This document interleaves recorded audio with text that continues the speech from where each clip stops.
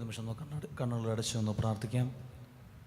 കാരുണ്യവാനും സ്നേഹനിധിയുമായ ഞങ്ങളുടെ ദൈവമായ കർത്താവേയും അനുഗ്രഹീതമായ ഈ സന്ധ്യയ്ക്കായി ഞങ്ങൾ അങ്ങേക്ക് നന്ദി പറയുന്നു. കർത്താവേയും അങ്ങയുടെ മാറ്റമില്ലാത്ത വചനം കേൾക്കുവാനും അത് പറയുവാനും തക്കവണ്ണം ഞങ്ങളെ ഈ സ്ഥലത്ത് ഒരുമിച്ച് കൂട്ടിയതിനെ ഓർത്ത് ഞങ്ങൾ അങ്ങേക്ക് നന്ദി പറയുന്നു. അങ്ങയുടെ പരിശുദ്ധാത്മാവിനാൽ ഞങ്ങളെ ഓരോരുത്തരെയും അനുഗ്രഹിക്കണമേ.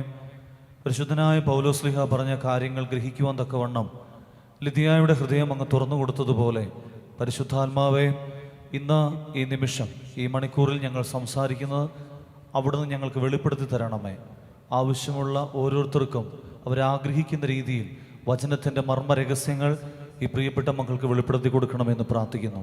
കർത്താവെ, ദൈവവചനത്തിന് മുമ്പിലിരിക്കുമ്പോൾ ഉണ്ടാകുന്ന എല്ലാ അസ്വസ്ഥതകളും നസ്രയനായ യേശുവിൻ്റെ നാമത്തിൽ ബന്ധിക്കുന്നു.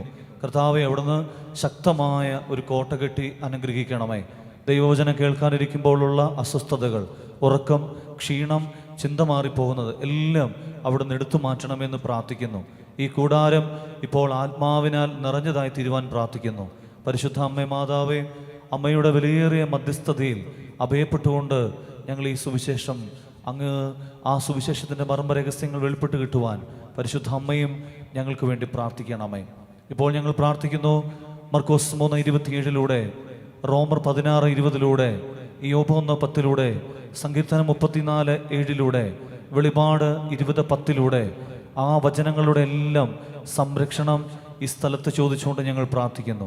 ഈ വചനം കർത്താവെ, അത് ഹൃദയത്തിൽ 30, 60, 100 മേനി ഫലം കൊടുക്കുന്നതായി തീരുവാൻ തക്കവണ്ണം നല്ല നിലത്ത് വീണ വിത്തിനെ പോലെ ഈ സമയം ഇരിക്കുന്ന ഓരോ മക്കളെയും അവിടുന്ന് ഒരുക്കണമെന്ന് പ്രാർത്ഥിക്കുന്നു. എല്ലാ വിശുദ്ധരുടെയും രക്തസാക്ഷികളുടെയും മാധ്യസ്ഥം തേടിക്കൊണ്ട് പ്രാർത്ഥിക്കുന്നു. പിതാവിൻ്റെയും പുത്രൻ്റെയും പരിശുദ്ധ റൂഹായുടെയും നാമത്തിൽ തന്നെ ആമേൻ. വലതുകരം ഉയർത്തിട്ട് പറഞ്ഞാൽ ഹല്ലേലൂയ, ഹല്ലേലൂയ. 2 കരങ്ങൾ പിടിച്ച് കർത്താനൊന്ന് മഹത്വപ്പെടുത്തുകയെ. 2 കരങ്ങൾ പിടിച്ച് ശക്തിയോടെ കുറച്ചും കൂടെ എല്ലാവരും സന്തോഷമായിട്ടിരിക്കുന്നു എന്ന് അച്ഛൻ വിചാരിക്കുന്നു. കാലാവസ്ഥ വളരെ പ്രതികൂലമാണ്. തൊട്ടടുത്ത പള്ളികളിൽ പെരുന്നാൾ നടക്കുന്നു. അങ്ങനെയെല്ലാം നമുക്ക് ചുറ്റും ഒരുപാട് പ്രതികൂലതകളുടെ നടുവിലും ഇത്രയും ജനം ദൈവത്തെ ആരാധിക്കുവാനും ദൈവവചനം കേൾക്കുവാനും തക്കവണ്ണം ഒരുമിച്ച് കൂടി വന്നതിനെ ഓർത്ത് കർത്താവിനെ മഹത്വപ്പെടുത്തുന്നു. ഇതിൻ്റെ പിന്നിൽ പ്രവർത്തിക്കുന്ന എല്ലാവരെയും ദൈവം സമൃദ്ധമായിട്ട് അനുഗ്രഹിക്കട്ടെ എന്ന് ആത്മാർത്ഥമായിട്ട് പ്രാർത്ഥിച്ചുകൊണ്ട് ആമുഖത്തിൽ ബഹുമാനപ്പെട്ട അച്ഛൻ വളരെ മനോഹരമായ രീതിയിൽ വചനത്തിൻ്റെ കുറിച്ച് നമ്മളോട് പറയുകയുണ്ടായി. അതുകൊണ്ട് തന്നെ ഇനിയുള്ള വളരെ കുറച്ച് സമയം മാത്രമേ എൻ്റെ മുമ്പിലുള്ളൂ. ആ കുറച്ച് സമയം നിങ്ങളെല്ലാവരും ഇവിടെ ശ്രദ്ധിക്കണം. ഏറ്റവും പുറകിലിരിക്കുന്നവരും സൈഡിലിരിക്കുന്നവരൊക്കെ എല്ലാവരും വചനത്തിൽ ശ്രദ്ധയോടുകൂടി ഇരിക്കാൻ പ്രത്യേകമായിട്ട് ഓർക്കുക. ഒറ്റ വചനം മാത്രം പറഞ്ഞ് നമുക്ക് പെട്ടെന്ന് ക്ലാസ്സിലേക്ക് പ്രവേശിക്കാം. പ്രിയപ്പെട്ടവരെയും, അപ്പോസ്തല പ്രവൃത്തികളുടെ പുസ്തകത്തിൽ 1-ാം അധ്യായത്തിൽ 4-ാമത് ഒരു വചനമുണ്ട്. അവിടെ ഇങ്ങനെ അപ്പോസ്തലന്മാർക്ക് യേശു കൊടുക്കുന്നൊരു വചനമാണത്. നല്ലൊരു വചനമാണ്. അതൊക്കെയാണ് പറയുന്നത്, നിങ്ങൾ ജെറുസലേം വിട്ട് പോകരുത്. ഒറ്റ കാര്യമുള്ളൂ. അവർ ഭക്ഷണത്തിനിരിക്കുമ്പോൾ അവൻ അപ്പോസ്തലന്മാർക്ക് കൊടുക്കുന്നൊരു വചനമാണ്, നിങ്ങൾ എവിടം വിട്ട് പോകരുത്. കേട്ടില്ല? ജെറുസലേം വിട്ട് പോകരുത് എന്ന് വെച്ചാൽ എന്താണ്? ജെറുസലേം എന്ന് പറഞ്ഞാൽ എന്താണ്? ഒരു സ്വർഗീയ അനുഭൂതിയുള്ള ഒരു സ്ഥലമാണ് ജെറുസലേം. യേശു ജനിച്ച സ്ഥലം, പ്രവാചകന്മാരുണ്ടായ സ്ഥലം. അങ്ങനെ ജെറുസലേം എന്ന് പറഞ്ഞാൽ ഒരു ആത്മീയമായ സന്തോഷം തരുന്ന ഒരു സ്ഥലമാണ് ഈ ജെറുസലേം എന്ന് പറയുന്നത്. അപ്പോൾ ഈ ജെറുസലേം വിട്ട് പോകരുതെന്ന് പറഞ്ഞാൽ എന്തുകൊണ്ടാണ് അച്ഛനത് ഇവിടെ പറയാൻ കാരണം എന്ന് വെച്ചാൽ, ഈ പറയുന്ന ഈ സ്ഥലം, ദൈവവചനം പങ്കുവയ്ക്കപ്പെടുന്ന സ്ഥലം ഏറ്റവും മനോഹരമാണ്. ഏറ്റവും മനോഹരം. ഇവിടം വിട്ട് നിങ്ങൾ പോകരുതെന്ന് പറഞ്ഞാൽ വചനം കേൾക്കാനിരിക്കുമ്പോൾ ഒരിക്കലും ഉറങ്ങിപ്പോകാതിരിക്കാൻ പ്രത്യേകമായിട്ട് എന്ത് ചെയ്തോണം? ശ്രദ്ധിച്ചോണം. 2, വായിക്കോട്ട വരാതിരിക്കാനായിട്ട് ശ്രദ്ധിച്ചോണം. 3, മൊബൈൽ ഫോൺ അടിക്കാലും അടിച്ചില്ലേലും അതിൽ ശ്രദ്ധ കേന്ദ്രീകരിക്കരുത്. 4, ഇവിടെ നിന്ന് എഴുന്നേറ്റ് ഒരു കാരണവശാലും ഇനി എന്ത് ചെയ്യരുത്? പോകരുത്. എന്താണേലും നിങ്ങൾ വന്നിരുന്നു. അപ്പോൾ ഇനിയുള്ള 1 മണിക്കൂർ സമയം ഒരു കാരണവശാലും നിങ്ങൾ എവിടം വിട്ട് പോകരുത്? ഈ സ്ഥലം വിട്ട് പോകരുത്. ഇനി അടുത്തൊരു വലിയ കാര്യമുണ്ട്. കൺവെൻഷന് 2-ാമത്തെ ദിവസം ആയതേ ഉള്ളൂ. ഇനി നമുക്ക് മുമ്പോട്ട് ഒരു 3-4 ദിവസം കൂടെ നമ്മുടെ മുമ്പിലുണ്ട്. അതുകൊണ്ട് തന്നെ ഈ 2-ാമത്തെ ദിവസത്തിൽ ഒരു കൺവെൻഷന് വരുമ്പോൾ നമുക്ക് 2 കാര്യങ്ങൾ ഉണ്ടാകണം. 2 കാര്യങ്ങൾ നിങ്ങൾക്കത് അറിയാം. എന്നാലും ഇതിൽ അറിയാത്ത ആരൊക്കെയോ ഉണ്ട്. അവർക്ക് വേണ്ടിയിട്ടാണ് അച്ഛനിത് പറയുന്നത്. 2 കാര്യങ്ങൾ സുവിശേഷം കേൾക്കാൻ വരുമ്പോൾ ഉണ്ടാകണം. സങ്കീർത്തനം 149 അധ്യായത്തിൽ 6-ാമത്തെ വചനത്തിലാണ് അത് പറയുന്നത്. അവിടെ ഇങ്ങനെയാണ് പറയുന്നത്, വചനം കേൾക്കാൻ വരുമ്പോൾ, കൺവെൻഷൻ വരുമ്പോൾ 2 കാര്യങ്ങൾ ഉണ്ടായിരിക്കണം. അവരുടെ കണ്ടങ്ങളിൽ ദൈവത്തിൻ്റെ സ്തുതി ഉയരണം. ഒന്നെന്താണ്? അവരുടെ കണ്ടങ്ങളിൽ എന്താണ് ഉയരേണ്ടത്? ദൈവത്തിൻ്റെ സ്തുതി ഉയരണം. അപ്പോൾ ഈ കണ്ടം കൊണ്ടുവന്നിട്ടുള്ളവരൊരു ഹല്ലേലൂയ പറഞ്ഞേ. അയ്യോ, ഇതൊരു അവിഞ്ഞ ഹല്ലേലൂയ ആയിപ്പോയി. എല്ലാവർക്കും ട്രാൻസ്ലേറ്റ് ഉള്ളതുപോലെ ആയി. ഒന്നും കൂടെ ഒന്ന് പറഞ്ഞേ, ഒന്നും കൂടെ. അപ്പോൾ ഇത് കൊണ്ടുവന്നിട്ടുള്ളവർ അത് പറഞ്ഞു. ഇനി രണ്ടാമതൊരു കാര്യത്തെക്കുറിച്ച് പറയുന്നുണ്ട്. ആ വരുന്ന ആൾക്കാരുടെ ഇടയിൽ ഉണ്ടാകേണ്ട രണ്ടാമത്തെ കാര്യം, അവർ ഇരുവായ് തലയുള്ള വാൾ കയ്യിലേന്തട്ടെ. ഇരുവായ് തലയുള്ള വാൾ കയ്യിലേന്തട്ടെ. എന്താണത്? ഹെബ്രായർ 4:12. അങ്ങയുടെ വചനം ഊർജവും സജീവവുമാണ്, അത് ഇരുവായ് തലയുള്ള വാളിനേക്കാൾ മൂർച്ചയേറിയതാണ്. എന്ന് വെച്ചാൽ ഇരുവായ് തലയുള്ള വാളെന്ന് പറഞ്ഞാൽ എന്താണ്? ദൈവ വചനമാണ്. എന്ന് വെച്ചാൽ എന്താണ്? ബൈബിളാണ്. അപ്പോൾ ഈ കൺവെൻഷൻ വരുമ്പോൾ നമ്മുടെ 2 കാര്യങ്ങൾ ഉണ്ടാകണം. ഒന്ന്, നമുക്ക് വരുമ്പോൾ തന്നെ നമ്മുടെ കൂടെ വരുന്നൊരു സാധനമാണ് നമ്മുടെ തൊണ്ട എന്ന് പറയുന്നത്. 2, നമ്മൾ വിചാരിച്ചാൽ മാത്രമേ നമുക്ക് കൊണ്ടുവരാൻ പറ്റുള്ളൂ. അതേതാണ്? അത് ബൈബിളാണ്. ഇത് 2ഉം കൊണ്ടുവന്നിട്ടുള്ളൊരു മാത്രം ഹല്ലേലൂയ പറഞ്ഞേ. അപ്പോൾ ഇനിയുള്ള ദിവസങ്ങളിൽ നിങ്ങൾ ഇത് കൊണ്ടുവരണം. സ്വന്തമായിട്ട് ബൈബിൾ ഉള്ളവരൊന്ന് കൈപൊക്കിക്കേ. കള്ളം പറയരുത്, ഒരിക്കലും കള്ളം പറയരുത്. ബൈബിളിൽ കോമൺ ബൈബിളല്ല, സ്വന്തമായിട്ട് ബൈബിളുള്ളൂ കേട്ടോ. ഈ സ്വന്തമായിട്ട് ഫോൺ ഉള്ളതുപോലെ തന്നെ സ്വന്തമായിട്ടൊരു ബൈബിൾ ഉണ്ടാകണം. അപ്പോൾ ഈ 2 കാര്യങ്ങൾ നിങ്ങൾ ശ്രദ്ധിച്ചോളണം കേട്ടോ. എപ്പോഴും ദൈവത്തെ സ്തുതിച്ചോണം, എപ്പോഴും ദൈവത്തെ മഹത്വപ്പെടുത്തിക്കോണം, എല്ലാ കാര്യങ്ങൾക്കും ദൈവത്തിന് നന്ദി പറഞ്ഞോണം. അങ്ങനെ പറയുന്നൊരു സമൂഹം എവിടെയുണ്ടോ, അങ്ങനെ പറയുന്നൊരു കുടുംബം എവിടെയുണ്ടോ, ആ കുടുംബം അനുഗ്രഹിക്കപ്പെട്ടുകൊണ്ടേയിരിക്കും. ഈ 2 കാര്യങ്ങൾ ഇൻട്രൊഡക്ഷനായിട്ട് പറഞ്ഞിട്ട് ഞാൻ എൻ്റെ ടോപ്പിക്കിലേക്ക് കിടക്കട്ടെ.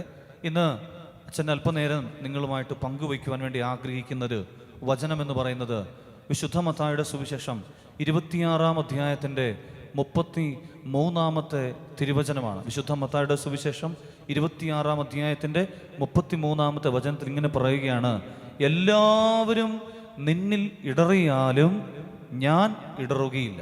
ഒരാൾ പറയുന്ന ഒരു സ്റ്റേറ്റ്മെൻ്റാണ്. അവിടെ ഇങ്ങനെ പറയാണ്, എല്ലാവരും നിന്നിൽ ഇടറിയാലും ഞാൻ നിന്നിൽ ഇടറുകയില്ല. അതൊരു നല്ല ഒരു കോൺഫിഡൻറ്റോടുകൂടെ ഒരാൾ പറയുന്നൊരിതാണ്. അത് ആ പറയുന്ന വ്യക്തി എന്ന് പറയുന്നത് ആരാന്നറിയാമോ? പരിശുദ്ധനായ പത്രോസ്ലീഹയാണ്.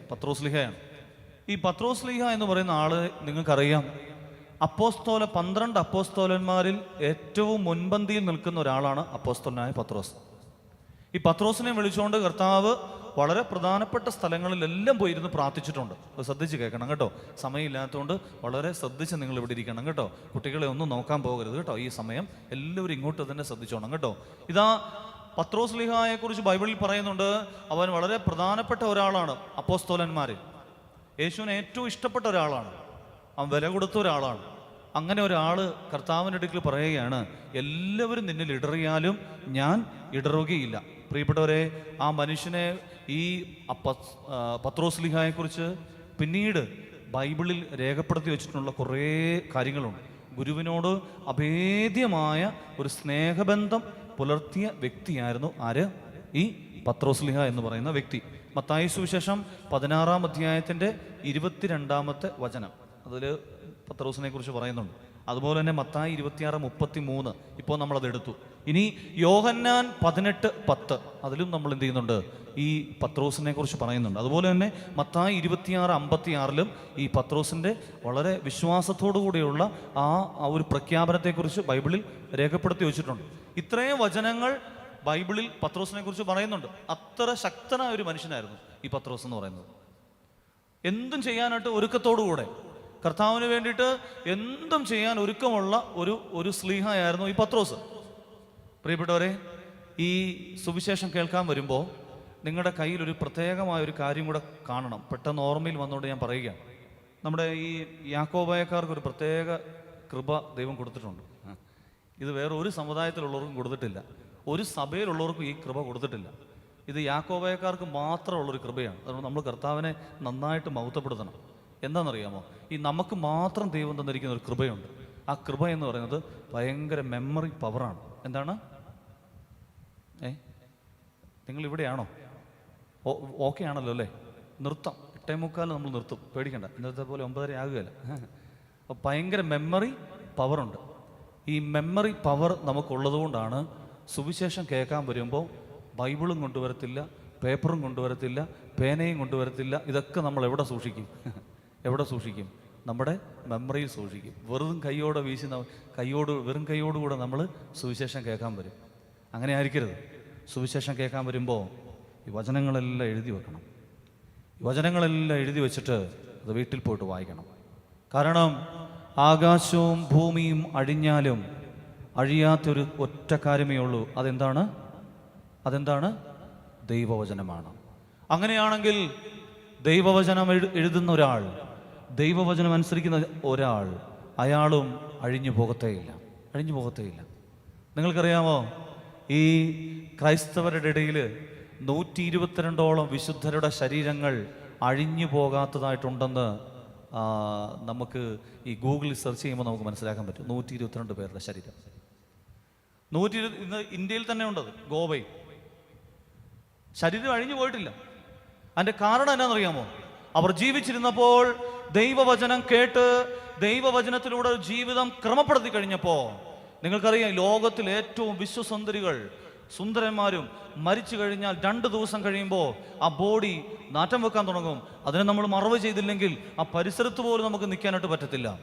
എന്നാൽ ദൈവവചനം കേട്ടനുസരിച്ച് ജീവിക്കുന്ന മകൻ 122ഓളം പേര് വരുന്ന ആ വിശുദ്ധരുടെ ശരീരങ്ങൾ അഴുകാതെ ഇരിക്കുന്നുണ്ടെങ്കിൽ അവർ ദൈവവചനത്തിൽ ജീവിച്ചതുകൊണ്ടാണ്. ഇതുപോലെ ജീവിക്കാൻ എനിക്ക് നിങ്ങൾക്കും പറ്റണം. ഇതുപോലെ ജീവിക്കാൻ ദൈവവചനം കേൾക്കണം, ദൈവവചനം അനുസരിച്ച് ജീവിക്കണം. ഞാൻ എൻ്റെ ടോപ്പിക്കിലേക്ക് തിരിച്ചു വരട്ടെ. അതുകൊണ്ട് സുവിശേഷം കേൾക്കാൻ വരുമ്പോൾ നിങ്ങൾ പേപ്പറും പേനയൊക്കെ ആയിട്ട് വന്നിട്ട് എന്ത് ചെയ്യണം? ഇതെല്ലാം എഴുതി വെക്കണം കേട്ടോ. ഇതെല്ലാം എഴുതി വെച്ചിട്ട് എന്ത് ചെയ്യണം? വീടുകളിലിരിക്കുമ്പോൾ നമ്മൾ ഈ സമയം കിട്ടുമ്പോൾ ഈ വചനമൊക്കെ എടുത്ത് എന്ത് ചെയ്യണം? വായിക്കണം. അപ്പം അതുകൊണ്ട് ഇത്രയെല്ലാം ധൈര്യമുള്ള ഒരാൾ, ഇത്രയെല്ലാം കൃപ കൊടുത്ത ഒരാൾ, ആരൊക്കെ നിന്നിൽ ഇടറിയാലും ഞാൻ ഇടറുകയില്ലെന്ന് പറഞ്ഞ പത്രോസ് ലീഹ ഒരു സാധാരണ പെൺകുട്ടിയുടെ മുമ്പിൽ, ഒരു പരിചാരികയുടെ മുമ്പിൽ യേശുവിനെ അറിയില്ല എന്ന് തറപ്പിച്ച് പറയുന്ന ഒരു അവസ്ഥയിലേക്ക് പത്രോസ് ലീഹ വീണതിൻ്റെ കാരണത്തെക്കുറിച്ചാണ് ഈ രാത്രിയിൽ നിങ്ങളോട് ഞാൻ പങ്കുവയ്ക്കുന്നത്. ഒരുപക്ഷെ പത്രോസിൻ്റെ സിംറ്റംസ് എനിക്കും നിങ്ങൾക്കും ചില സന്ദർഭങ്ങളിൽ, ചില നിമിഷങ്ങളിൽ, ചില പാപ സാഹചര്യങ്ങളിൽ, ജീവിതത്തിൻ്റെ സാഹചര്യത്തിൽ വീണുപോയിട്ടുണ്ട്. യേശുവിനെ തള്ളിപ്പറഞ്ഞ നിമിഷങ്ങൾ ഉണ്ടായിട്ടുണ്ട്. യേശുവിനെ അറിയത്തില്ലെന്ന് പറയുന്ന നിമിഷങ്ങൾ ഉണ്ടായിട്ടുണ്ട്. ഈ പത്രോസ് എങ്ങനെയാണ് ഒരു സാധാരണ പെൺകുട്ടിയുടെ മുമ്പിൽ എനിക്ക് യേശുവിനെ അറിയത്തില്ല എന്ന് പറയുന്ന രീതിയിലേക്ക് അവൻ വീണുപോയതിൻ്റെ കാരണം എന്താണ്? അത് നമ്മൾ ആഴത്തിൽ ചിന്തിക്കേണ്ട ഒരു കാര്യമാണ്. ആഴത്തിൽ. അത് വേറെ ആരോടുമല്ല, സദൂഖ്യന്മാരോടോ പരീശന്മാരോടോ ഇല്ലെങ്കിൽ അന്നത്തെ പ്രമാണിമാരോടോ ആരോടുമല്ല പത്രോസ് പറഞ്ഞത്. പത്രോസ് ഒരു സ്ഥലത്ത് ചെന്ന് നിൽക്കുമ്പോൾ, യേശുവിനെ കൊണ്ടുപോകുന്ന സമയത്ത് യേശുവിനെ അറിയത്തില്ലെന്ന് പറഞ്ഞൊരു സ്ഥലത്ത് നിൽക്കുമ്പോൾ അവിടെ നിന്ന ഒരു പരിചാരിക വന്നിട്ട് പത്രോസിനോട് പറയുകയാണ്, നീയും അവരുടെ കൂട്ടത്തിലുള്ളതല്ലേ? അപ്പൊ അവളോട് പത്രോസ് പറയുന്നുണ്ട്, ഞാൻ അവനെ അറിയത്തൊന്നുമില്ല. രണ്ടാമത് വേറൊരു പരിചാരിക വന്നിട്ട് ചോദിക്കുന്നുണ്ട്, നീ അവൻ്റെ കൂട്ടത്തിലുള്ള ആളല്ലേ? ഉടനെ അവളോടും പത്രോസ് പറയുന്നുണ്ട്, ഞാൻ അവനെ അറിയുക പോലുമില്ല. മൂന്നാമത് ആ കൂട്ടത്തിലുള്ള ചില ആളുകൾ പത്രോസിനടുക്കൽ ചെന്നിട്ട് തറപ്പിച്ച് പറയുന്നുണ്ട്, നീ അവൻ്റെ കൂടെയുള്ള ആൾ തന്നെയാണ്. അപ്പോൾ യേശുവിനെ പ്രാകാനും സ്വയം ശപിക്കാനും പത്രോസ് തുടങ്ങി. ഈ ആളുകൾക്ക് എങ്ങനെയാണ് പത്രോസിനെ മനസ്സിലായെന്നറിയാമോ? ഈ പത്രോസിനെ രണ്ട് പരിചാരികമാരും അവിടെ കൂടെ ഉണ്ടായിരുന്ന ആളുകളും എങ്ങനെ മനസ്സിലാക്കിയെന്നറിയാമോ? ആ പത്രോസിനോട് അവർ പറയുകയാണ്, നീ അവരുടെ കൂട്ടത്തിലുള്ള ആളാണെന്ന് ഞങ്ങൾക്ക് മനസ്സിലായത് നിന്റെ സംസാര രീതി കേട്ടപ്പോൾ തന്നെ മനസ്സിലായി, നീ അവൻ്റെ കൂടെയുള്ള ആളാണ് എന്ന് വെച്ചാൽ ഒരു ക്രിസ്ത്യാനിയുടെ സംസാര രീതി തന്നെ അത് ക്രിസ്തുവിനെ പോലെയുള്ളതായിരിക്കണം. ക്രിസ്തുവിനെ പോലെയുള്ളത് അല്ലെങ്കിൽ വലിയ പ്രശ്നമാണ്. നമുക്കറിയാം, ഒരു വ്യക്തിയുടെ കൃപ ഇല്ലെങ്കിൽ അപ്പോസ്തോലന്മാർ ഒരുമിച്ചിരുന്ന് പ്രാർത്ഥിച്ചപ്പോൾ ആ അപ്പോസ്തോലന്മാരുടെ ഇടയിലേക്ക് പരിശുദ്ധാത്മാവ് അഗ്നിനാവുകളുടെ രൂപത്തിലേക്കാണ് കടന്നു വന്നത്. അങ്ങനെയാണെങ്കിൽ ഓരോ ക്രിസ്ത്യാനിയുടെയും വിശുദ്ധീകരിക്കപ്പെടേണ്ട അവയവം എന്ന് പറയുന്നത് അവൻ്റെ നാവാണ്. നാവിനെ സൂക്ഷിച്ചോണം. ഞാനും നിങ്ങളും എല്ലാം വളരെ സൂക്ഷിക്കേണ്ട ഒരു അവയവമാണ് ഈ നാവ്. ഈ നാവ് കൊണ്ട് ശപിക്കാനും പറ്റും, ഇതേ നാവ് കൊണ്ട് എനിക്ക് അനുഗ്രഹിക്കാനും പറ്റും. ഇതേ നാവ് കൊണ്ട് എനിക്ക് കുറ്റം പറയാനും പറ്റും, ഇതേ നാവ് കൊണ്ട് എനിക്ക് നല്ലത് പറയാനും പറ്റും. നമ്മൾ തീരുമാനിക്കണം ഈ അവയവത്തെ ഞാൻ എങ്ങനെ സൂക്ഷിക്കണം. പ്രിയപ്പെട്ടവരെ, നിങ്ങൾ ഓർത്തോണം, ക്രിസ്തുവിനോട് കൂടെയുള്ളവൻ ക്രിസ്തുവിനെ പോലെ സംസാരിക്കാൻ തുടങ്ങും. ക്രിസ്തുവിനെ പോലെ. നമുക്കത് പറ്റുന്നില്ല, എനിക്കും പറ്റുന്നില്ല, നിങ്ങൾക്കും പറ്റുന്നില്ല ക്രിസ്തുവിനെ പോലെ ആയിത്തീരാൻ. ഈ പത്രോസ് അങ്ങനെയായിരുന്നു. പത്രോസ് എവിടെയെല്ലാം പോയി നിന്നിട്ട് അവന് പറ്റുന്നില്ല. കാരണം അവന് ബേസിക് നേച്ചർ ക്രിസ്തുവിനോട് കൂടെ 3 വർഷം ആയിരുന്നു കഴിഞ്ഞപ്പോൾ അവൻ ആരെ പോലെയായി? അവൻ ക്രിസ്തുവിനെ പോലെയായി. അവൻ ക്രിസ്തുവിനെ പോലെ. എത്ര വർഷമായി നമ്മൾ ഇതുപോലെ ആയിത്തീർന്നിട്ട്? ക്രിസ്തുവിനോട് മാമോദീസ എന്ന ആ കൂദാശയിലൂടെ ഐക്യപ്പെട്ട ക്രിസ്തുവിനോട് കൂടെ ആയിത്തീർന്നിട്ട് എൻ്റെ സംസാരവും എൻ്റെ പ്രവൃത്തികളും എൻ്റെ ചിന്തകളും ക്രിസ്തുവുമായിട്ട് യാതൊരു ബന്ധവും ഇല്ല. യാതൊരു ബന്ധവും. അവിടെയാണ് നമ്മൾ മാനസാന്തരപ്പെടേണ്ടത്. അവിടെയാണ് മാറ്റം വരേണ്ടത്. സത്യത്തിൽ പ്രിയപ്പെട്ടവരെ, ഈ കേരളത്തിൽ ഏറ്റവും കൂടുതൽ സുവിശേഷം കേട്ട ഒരു സ്ഥലമാണ് ഈ കേരളം എന്ന് പറയുന്നത്. ഏറ്റവും കൂടുതൽ സുവിശേഷം കേട്ടത് മലയാളികളാണ്. അതുകൊണ്ട് തന്നെ ഈ കേരളത്തിൽ സുവിശേഷം പറയുന്നതിനേക്കാൾ അപ്പുറമായിട്ട് നമുക്കിനി ചെയ്യേണ്ടത് ക്രിസ്തുവിനെ അറിഞ്ഞിട്ടില്ലാത്ത സ്ഥലത്ത് പോയിട്ട് ക്രിസ്തുവിനെ കുറിച്ച് പറഞ്ഞു കൊടുക്കുക എന്നുള്ളതാണ്. അങ്ങനെ ഉള്ളിൽ വലിയ ഒരു ആഗ്രഹം ഉള്ളിൽ വന്നപ്പോൾ നമ്മളൊരു തീരുമാനമെടുത്തു. ചെറുപ്പം മുതലേ ഒരു തീരുമാനമാണ്, കർത്താവേ, നിന്നെ അറിഞ്ഞിട്ടില്ലാത്ത സ്ഥലത്ത് പോയിട്ട് നിന്നെക്കുറിച്ച് പറയാനായിട്ട് പറ്റണം. അവിടെയാണ് കൃപ. അവിടെ നമ്മൾ പറഞ്ഞു കഴിഞ്ഞാൽ പരിശുദ്ധാത്മാവ് ഭയങ്കരമായിട്ട് വരും. അവിടെ പറഞ്ഞു കഴിഞ്ഞാൽ പരിശുദ്ധാത്മാവ് വരികയും ചെയ്യും. അവർ ഉറങ്ങത്തില്ല, അവർക്ക് അസ്വസ്ഥതയൊന്നും ഉണ്ടാകത്തില്ല. അങ്ങനെ അനുഭവം ഉണ്ടായിട്ടുണ്ട്. ഞാനിങ്ങനെ ചിന്തിക്കുകയായിരുന്നു, പ്രിയപ്പെട്ടവരെ, നമ്മുടെ തൂത്തുട്ടി ധ്യാനകേന്ദ്രത്തിൻ്റെ കീഴിൽ നമുക്ക് തമിഴ്നാട്ടിൽ തേനിക്കടുത്ത് നമുക്ക് ഒരു 6 ഏക്കർ സ്ഥലം ഒരാൾ നമുക്ക് വളരെ വിലക്കുറച്ച് തന്നു. അപ്പോൾ നമ്മൾ അവിടെ ആദ്യം ഒരു ധ്യാനകേന്ദ്രം ഉണ്ടാക്കാനായിരുന്നു പ്ലാൻ ചെയ്തത്. എന്നാൽ അവിടെ ചെന്ന് പ്രാർത്ഥന തുടങ്ങി, അവിടേക്ക് വേണ്ടി പ്രാർത്ഥന തുടങ്ങി, അവിടെയുള്ള ചുറ്റുമുള്ള ഗ്രാമങ്ങളിലേക്ക് പോയി സഞ്ചരിച്ച് കഴിഞ്ഞപ്പോൾ മനസ്സിലായി അവിടെ ഒരു ധ്യാനകേന്ദ്രമല്ല വരേണ്ടത്, അവിടെ ഒരു ഓൾഡ് ഏജ് ഹോമാണ്. എന്ന് വെച്ചാൽ പ്രായമായ ആളുകളെ നോക്കുന്ന ഒരു സ്ഥാപനമാണ് അവിടെ വേണ്ടത്. അങ്ങനെ പ്രിയപ്പെട്ടവരെ, ആ കട്ടപ്പനയും ഈ പറയുന്ന സ്ഥലവും തമ്മിലൊരു 1.5 മണിക്കൂർ ദൂരമേ ഉള്ളൂ. അപ്പോൾ ഇതിൻ്റെ ഈ ചാർജ് എനിക്കാണ് കിട്ടിയത്. അപ്പോൾ ഞാനുണ്ട്, എൻ്റെ കൂടെ എനിക്ക് എത്ര തമിഴ് നന്നായിട്ട് സംസാരിക്കാൻ അറിയത്തില്ല. അപ്പോൾ അതുകൊണ്ട് എൻ്റെ കൂടെ തിരുമേനി എന്ത് ചെയ്യുന്നറിയാമോ, കോയമ്പത്തൂരിലുള്ള ഒരു ബ്രദറിനെ എൻ്റെ കൂടെ തന്നു. എന്നിട്ട് പറഞ്ഞു, അച്ഛനെ സഹായിക്കാൻ ഈ ബ്രദറുണ്ടോ? ഈ ബ്രദറിന് നന്നായിട്ട് തമിഴ് സംസാരിക്കാൻ അറിയാം. അങ്ങനെ പ്രിയപ്പെട്ടവരെ, ഞങ്ങൾ എല്ലാ വ്യാഴാഴ്ചയും അവിടെ പോകും. എല്ലാ വ്യാഴാഴ്ചയും അവിടെ പോയിട്ട് അവിടെ പോയി ഞങ്ങൾ എന്ത് ചെയ്യുന്നറിയാമോ, പ്രാർത്ഥിക്കും. എന്നിട്ട് വെള്ളിയാഴ്ച പകല് മുഴുവൻ ഫാസ്റ്റിംഗ് എടുത്ത്, ഉപവാസം എടുത്ത് പ്രാർത്ഥിച്ചിട്ട് വെള്ളിയാഴ്ച വൈകിട്ട് ഞാൻ കട്ടപ്പനയ്ക്കും പോകും, അദ്ദേഹം കോയമ്പത്തൂർക്കും പോകും. അങ്ങനെ പ്രിയപ്പെട്ടവരെ, 6-7 മാസം ഇങ്ങനെ കഴിഞ്ഞു കഴിഞ്ഞപ്പോൾ ഞങ്ങൾ ഒരു ദിവസം ഇരുന്ന് പ്രാർത്ഥിച്ചുകൊണ്ടിരിക്കുന്ന സമയത്ത് പരിശുദ്ധാത്മാവ് ഞങ്ങളോട് ഒരു കാര്യം ഇങ്ങനെ പറയുന്നതായിട്ട് ഞങ്ങൾക്ക് ദർശനം കിട്ടി. എന്ന് വെച്ചാൽ എനിക്ക് തോന്നി, അതെങ്ങനെയാണ്, ഇനി നിങ്ങൾ എന്ത് ചെയ്യണമെന്ന് അറിയാമോ, ഇവിടെയുള്ള പാവപ്പെട്ട കുറച്ച് മനുഷ്യരെ വിളിച്ചുകൊണ്ട് വന്നിട്ട് അവരോട് എന്ത് ചെയ്യണം, സുവിശേഷം പറയണം.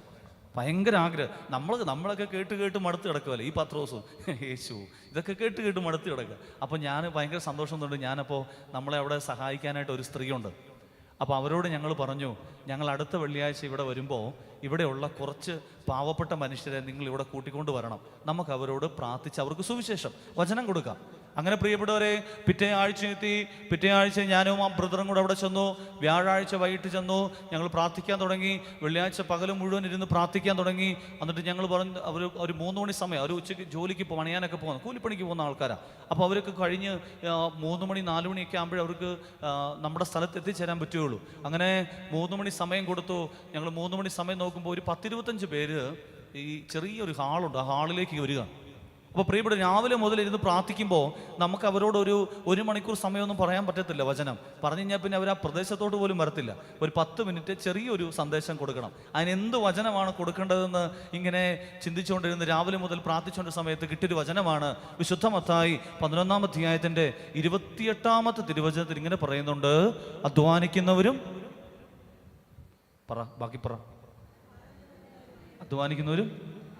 ഭാരം ചുമക്കുന്നവരുമായുള്ളവരെ നിങ്ങൾ എൻ്റെ അടുക്കൽ വരുവിൻ, ഞാൻ നിങ്ങളെ ആശ്വസിപ്പിക്കാം. അങ്ങനെ പ്രിയപ്പെട്ടവരെ, ഈ വചനം കിട്ടി. ഈ വചനം 3 മണി സമയത്ത് വന്നു. അപ്പോൾ ഞാൻ എൻ്റെ കൂടെയുള്ള ബ്രദറിനോട് പറഞ്ഞു, ബ്രദറെ, ഇവർ മുഴുവൻ നല്ല തമിഴ് സംസാരിക്കുന്ന ആൾക്കാരാണ്. അപ്പോൾ ഈ തമിഴ് സംസാരിക്കുന്ന ആളായതുകൊണ്ട് ഞാൻ ഇവരോട് പറഞ്ഞു, ബ്രദറെ, ഞാൻ മലയാളത്തിൽ പറയാം, ബ്രദർ എന്ത് ചെയ്യണം,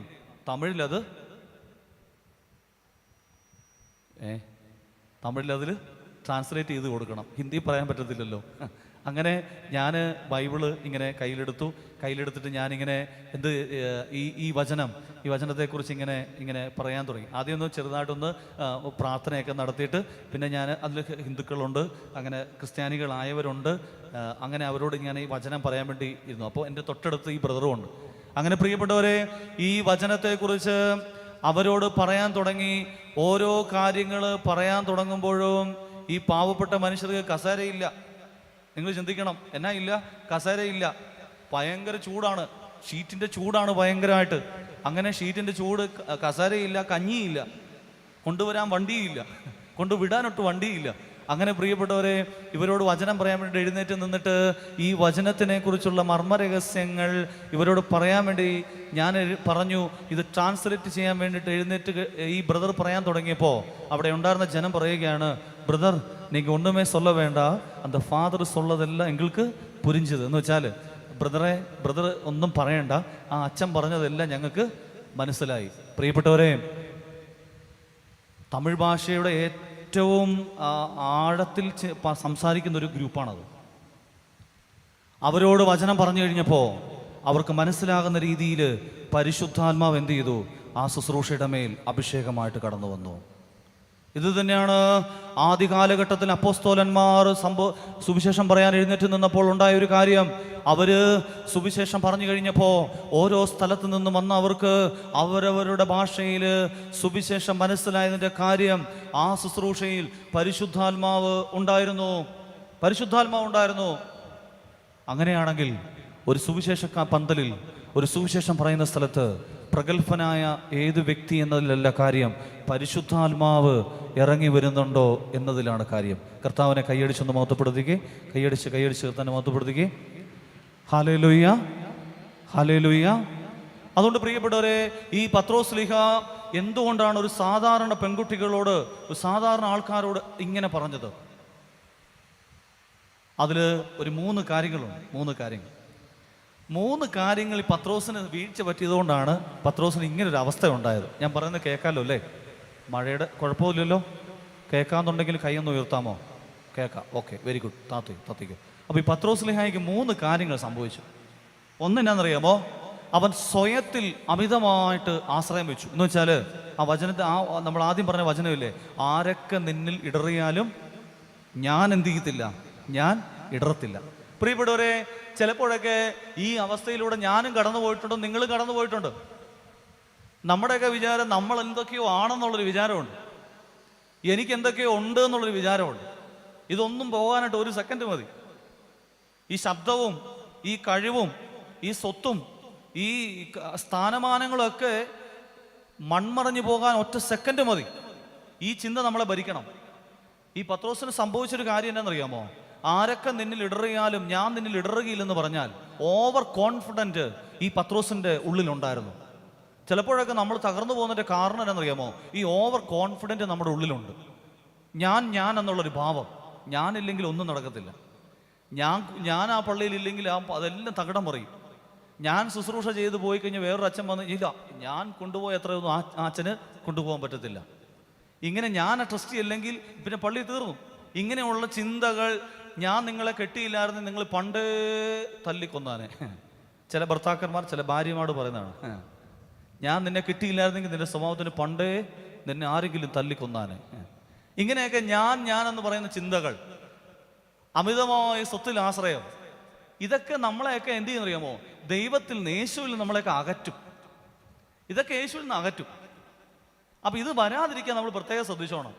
അതുകൊണ്ടാണ് ലൂക്കോസിന്റെ സുവിശേഷം 24-ാം അധ്യായത്തിന് 36-ാമത്തെ തിരുവചനത്തിൽ പറയുന്നുണ്ട്, സുഖലോലുപത, മദ്യാസക്തി, ജീവിത വ്യഗ്രത എന്നിവയാൽ നിങ്ങളുടെ മനസ്സ് ദുർബലമാവുകയും ആ ദിവസം ഒരു കെണി പോലെ പെട്ടെന്ന് നിങ്ങളുടെ മേൽ വന്നു വീഴുകയും ചെയ്യാതിരിക്കുവാൻ ശ്രദ്ധിക്കുവിൻ.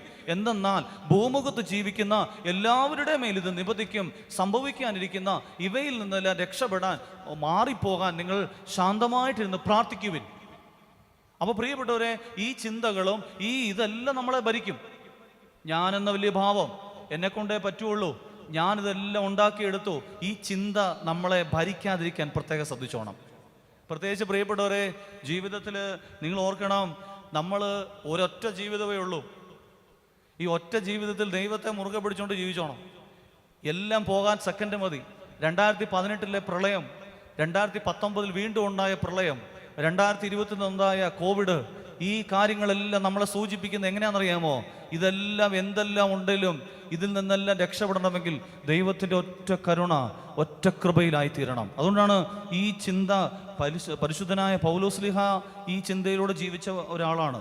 അതുകൊണ്ടാണ് പൗലോസ്ലീഹ പറഞ്ഞത്, ഞാൻ എന്തായിരിക്കുന്നുവോ അത് കൃപയാണ്, ദൈവകൃപയിലാണ്.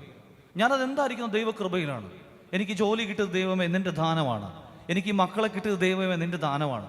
നിങ്ങൾക്കറിയാമോ, നിങ്ങൾ വാഹനത്ത് വണ്ടി ഓടിച്ച് ഇവിടം വരെ വന്നത് നിങ്ങൾ നല്ല ഡ്രൈവർ ആയതുകൊണ്ടല്ല, ദൈവം നിങ്ങളെ പോറ്റുന്നത് കൊണ്ടാണ്, ദൈവം നിങ്ങൾക്ക് സംരക്ഷണം നൽകുന്നത് കൊണ്ടാണ്. നിങ്ങൾ നല്ല ഡ്രൈവറായിട്ട് കാര്യമില്ല. കാരണം എതിരെ വരുന്നവൻ മോശമായ തീരാവുന്നതേ ഉള്ളൂ നമ്മുടെയൊക്കെ ജീവിതം. അങ്ങനെയാണെങ്കിൽ എല്ലാത്തിൻ്റെ അടിസ്ഥാനം ദൈവത്തിൻ്റെ കരുണയല്ലേ? ദൈവത്തിൻ്റെ കരുണ. പത്രോസ്ലീഹായ്ക്ക് ഓവർ കോൺഫിഡൻ്റ് ഉണ്ടായിരുന്നു. ഇത് പല സന്ദർഭങ്ങളിലും പത്രോസിനെ വലിയ കുഴിയിലേക്ക് കൊണ്ടെത്തിച്ചിട്ടുണ്ട്. ആരൊക്കെ ഇത് പ്രിയപ്പെട്ട യേശുവിനെ കണ്ട ഉടനെ കടലിലോട്ട് എടുത്ത് ചാടി. അവസാനം കടലിൽ തിരമാല വന്ന് മുക്കുന്ന ഒരു അവസ്ഥയിലേക്ക് വന്നു കഴിഞ്ഞപ്പോൾ പേടിച്ചു പോയിട്ട് താഴോട്ട് പോവുകയാണ്. യേശു എന്നിട്ട് കൈ പിടിച്ച് അവനെ പൊക്കിക്കൊണ്ട് വരുന്നുണ്ട്. എന്നാൽ അവരിൽ നിന്നെല്ലാം പത്രോസിനെ ദൈവം ഉയർത്തിയൊരു സമയമുണ്ട്, ഞാൻ പറഞ്ഞു വരാം കേട്ടോ. അപ്പം അതുകൊണ്ട് പ്രിയപ്പെട്ടവരെ, ഈ ലോകത്തിലുള്ള ഒന്നിലും നമ്മൾ ആശ്രയം വെക്കരുത്. ഉള്ള ജീവിതമൊക്കെ സന്തോഷത്തോടെ ജീവിച്ചോണം, സന്തോഷത്തോടെ ജീവിച്ചോണം. നാളത്തേക്ക് വേണ്ടിയൊക്കെ ഒന്ന് മാറ്റി വെച്ച് നമ്മൾ കഷ്ടപ്പെട്ട് എല്ലാം സ്വരുക്കൂട്ടി വെച്ചിട്ട് അവസാനം എന്ത് ചെയ്യും? അത് നമ്മുടെ തലമുറ, നമ്മുടെ മക്കൾ എന്ത് ചെയ്യും? അത് നമുക്കിതൊന്നും അനുഭവിക്കാൻ പറ്റാത്തൊരവസ്ഥ വരും. ഞങ്ങളൊരിക്കൽ തൂത്തുട്ടിയിൽ ഒരുമിച്ചിരുന്ന് ഞങ്ങളൊരു 3-4 അച്ഛന്മാർ പ്രാർത്ഥിച്ചുകൊണ്ടിരിക്കുക. അപ്പോൾ ഈ 3-4 അച്ഛന്മാർ പ്രാർത്ഥനയെല്ലാം കഴിഞ്ഞപ്പോൾ അതിലൊരു പ്രായമുള്ളൊരു അച്ഛൻ, പ്രായം എന്ന് വെച്ചാൽ അത്ര വലിയ പ്രായമൊന്നുമല്ല, ഞങ്ങളെ വെച്ച് നോക്കുമ്പോൾ സീനിയറായ ഒരു അച്ഛൻ ഞങ്ങൾക്ക് ഒരു ഉപദേശം തന്നു. പ്രാർത്ഥനയെല്ലാം കഴിഞ്ഞപ്പോൾ ഞങ്ങൾക്ക് കിട്ടിയ ഉപദേശം ഇങ്ങനെയാണ്: അച്ഛന്മാരെ, നിങ്ങളോട് ഞാൻ പറയാം, നിങ്ങൾ ഒരിക്കലും നാളത്തേക്ക് വേണ്ടി ഒന്നും മാറ്റി വെക്കരുത്, ഒന്നും മാറ്റി. അപ്പം ഞങ്ങളുടെ കൂടെ ഒരു കൊച്ചച്ഛൻ, സരസനായ ഒരു കൊച്ചച്ഛൻ പറഞ്ഞു, ഇനി അച്ഛൻ അങ്ങനെയൊക്കെ പറയാം, കാരണം അച്ഛൻ്റെ ജീവിതം ഏകദേശമൊക്കെ പകുതിയോടെ കഴിഞ്ഞു. അപ്പോൾ അച്ഛൻ പറഞ്ഞത് ഇങ്ങനെയാണ്: ഞാൻ നിങ്ങളോട് ഇത് പറയാനൊരു കാരണമുണ്ട്. ഞാനൊരു കുറച്ച് നാൾക്ക് മുമ്പ് ഒരു വീട് വെച്ചു. അപ്പോൾ വീട് വെച്ചിട്ട് അച്ഛൻ എന്ത് ചെയ്യുന്നറിയാമോ? അച്ഛൻ ശുശ്രൂഷ ചെയ്ത പള്ളിയിൽ എല്ലാ ആളുകളെയും അവിടെ വിളിച്ചുകൊണ്ട് വന്നു, വീട് ഉദാശിക്ക് വിളിച്ചു. അപ്പോൾ അച്ഛൻ വിളിച്ചതായതുകൊണ്ട്, അച്ഛൻ നല്ലൊരു അച്ഛനായതുകൊണ്ട് എല്ലാ ആൾക്കാരും ഈ അച്ഛൻ്റെ വീട് ഉദാശിക്ക്, അച്ഛൻ്റെ പുതിയ വീട്ടിലേക്ക് പോവുക. അപ്പോൾ പോയവരെല്ലാവരും വെറും കൈയോടെ അല്ല പോയത്, അല്ലേ? നിങ്ങളങ്ങനെ ചെയ്യുന്നവരല്ല, നിങ്ങൾക്ക് നന്നായിട്ട് അച്ഛന്മാരെയൊക്കെ സ്നേഹിക്കുന്ന ആൾക്കാരാണ്. നമ്മുടെ സഭയിലെ മക്കളൊക്കെ അച്ഛന്മാരെ ഇതുപോലെ കരുതുന്ന വേറൊരു സഭയിലുള്ള ആൾക്കാരും ഇല്ല. നമ്മുടെ മക്കളൊക്കെ നന്നായിട്ട് അച്ഛന്മാരെ കരുതുന്നവരാണ്. അങ്ങനെ ഈ അച്ഛൻ്റെ പുതിയ വീട്ടിന് കൂതാശയ്ക്ക് ഈ ആളുകളെല്ലാം അവിടെ ചെന്നു. അപ്പോൾ അച്ഛനും അമ്മായിയും, അച്ഛന് 3 കൊച്ചു കുട്ടികളുണ്ട്. അപ്പോൾ ഇവരെല്ലാവരും കൂടെ എന്ത് ചെയ്യുന്നറിയാമോ? ഇവർ എല്ലാവരും കൂടെ വരുന്നവരെല്ലാം സ്വീകരിച്ചു, അവരെല്ലാം നന്നായിട്ട് ട്രീറ്റ് ചെയ്തു. അവർക്ക് നല്ല ഭക്ഷണം, ഉണ്ടാക്കിയ ഭക്ഷണമൊക്കെ എന്ത് ചെയ്തു? അവർക്ക് വിളമ്പി കൊടുത്തു. അങ്ങനെ വന്നവരെല്ലാം ഗിഫ്റ്റ് കൊണ്ട് കൊടുത്തു. അച്ഛനും അമ്മായും കൂടെ ഗിഫ്റ്റ് ഒരു മുറിക്കകത്തോട്ട് കൊണ്ട് വെച്ചു. അങ്ങനെ പ്രിയപ്പെട്ടവരെ, ആ ദിവസം കഴിഞ്ഞു പോയി. ആ ക്ഷീണം കാരണം അവർ അന്ന് കിടന്നുറങ്ങി. 2 ദിവസം കഴിഞ്ഞ് ഈ അച്ഛനും അമ്മായിയും കൂടെ ഈ ഗിഫ്റ്റ് വെച്ച മുറിയിലോട്ട് കയറി ചെല്ലുക. ഗിഫ്റ്റ് വെച്ച മുറിയിലോട്ട് കയറി ചെന്ന ശേഷം അച്ഛൻ എല്ലാ ഗിഫ്റ്റും അമ്മായും അച്ഛനും കൂടെ ഇങ്ങനെ പൊട്ടിച്ച് നോക്കി. എല്ലാം നല്ല സാധനങ്ങളാണ്. നല്ല മൈക്രോവേവ് ഓവനുണ്ട്, നല്ല പ്ലേറ്റുകൾ, നല്ല കപ്പുകൾ, സോസറുകളൊക്കെ നല്ല സാധനങ്ങളാണ്. നിങ്ങൾ അച്ഛന്മാർക്ക് അങ്ങനെ കൊടുക്കുകയുള്ളൂ, അല്ലാതെ 5 എണ്ണം 100 രൂപയ്ക്ക് കിട്ടുന്നതൊന്നും നിങ്ങൾ ആർക്കും കൊടുക്കില്ല, അച്ഛന്മാർക്ക് കൊടുക്കില്ല. അങ്ങനെ ഈ ഗിഫ്റ്റുകളെല്ലാം പൊട്ടിച്ച് നോക്കി. അങ്ങനെ പൊട്ടിച്ച് നോക്കിയപ്പോൾ നല്ല പ്ലേറ്റുകളൊക്കെ ഉണ്ട്, ഭക്ഷണം കഴിക്കുന്ന പ്ലേറ്റുകൾ, സ്വർണത്തിൻ്റെ അതിൻ്റെ സൈഡിലൂടെയൊക്കെ നല്ല ഡിസൈനൊക്കെ ഉള്ള നല്ല പ്ലേറ്റുകൾ. അപ്പോൾ ഈ അമ്മായി മിടുക്കിയായിരുന്നതുകൊണ്ട് അച്ഛനോട് പറഞ്ഞു, അച്ഛാ നല്ല പ്ലേറ്റുകളും കപ്പുകളൊക്കെയാണ്. അപ്പോൾ അതുകൊണ്ട് നമുക്ക് അച്ഛനറിയാമല്ലോ, നമ്മുടെ കുട്ടികളൊക്കെ കൊച്ചുകുട്ടി അവരൊക്കെ എന്ത് ചെയ്യും? ഇതൊക്കെ പൊട്ടിക്കാൻ സാധ്യതയുണ്ട്. അതുകൊണ്ട് നമുക്ക് എന്ത് ചെയ്യാം? നമുക്ക് ഈ നല്ല പ്ലേറ്റുകളൊക്കെ നമ്മുടെ ഷോ കേസിൽ എന്ത് ചെയ്യാം? അടുക്കി വെക്കാം. ഇങ്ങനെ അടുക്കി വെച്ച് പല സാധനങ്ങളും വീട്ടിൽ ഇപ്പോഴും ഇരിപ്പുണ്ട്. നിങ്ങളുടെയൊക്കെ വീടിൻ്റെ ഇപ്പോഴും അടുക്കളയിൽ കബോർഡിൻ്റെ അകത്ത് എടുക്കാത്ത കപ്പുകൾ, സോസറുകൾ ഇപ്പോഴും ഉണ്ട്. നിങ്ങൾക്കതിൽ കുടിക്കാൻ ഭാഗ്യമില്ലെങ്കിലും ഞങ്ങൾക്ക് അച്ഛന്മാർക്ക് അതിൽ കുടിക്കാൻ ഒത്തിരി ഭാഗ്യമുണ്ട്. നിങ്ങളിപ്പോഴും വക്ക് പൊട്ടിയതും പൊട്ടാറായതുമായ കപ്പിലാണ് ചായ കുടിക്കുന്നത്. അങ്ങനെ പ്രിയപ്പെട്ടവരെ, ഈ അമ്മായി ഷോക്കേസിൽ ഇതൊക്കെ ഈ പ്ലേറ്റുകളൊക്കെ ഇങ്ങനെ അടുക്കി വെച്ച ശേഷം അവർ തരക്കേടില്ലാത്ത ഒരു 5-6 പ്ലേറ്റ് എടുത്ത് നിത്യോപയോഗത്തിന് വേണ്ടിയിട്ട് കിച്ചണിൽ വെച്ചു. അങ്ങനെ ദിവസങ്ങൾ മാസങ്ങൾ കഴിഞ്ഞുപോയി. അച്ഛൻ പറയുകയാണ്, ഓരോ പ്രാവശ്യം ഭക്ഷണം കഴിക്കുമ്പോഴും ഷോക്കേസിലുള്ള പ്ലേറ്റുകൾ എന്നെ നോക്കി ചിരിക്കാറുണ്ടായിരുന്നു. അങ്ങനെ പ്രിയപ്പെട്ടവരെ, 2018 പ്രളയത്തിന് റാന്നിയിലാണ് അച്ഛൻ്റെ വീട്. ഒറ്റയടിക്ക് 10 അടി പൊക്കത്തിൽ വീട്ടിൽ വെള്ളം കയറിക്കൊണ്ടിരിക്കുന്ന സമയത്ത് അച്ഛനും അമ്മായും 3 കുട്ടികളെ മാത്രമേ എടുക്കാൻ ഓർത്തുള്ളൂ.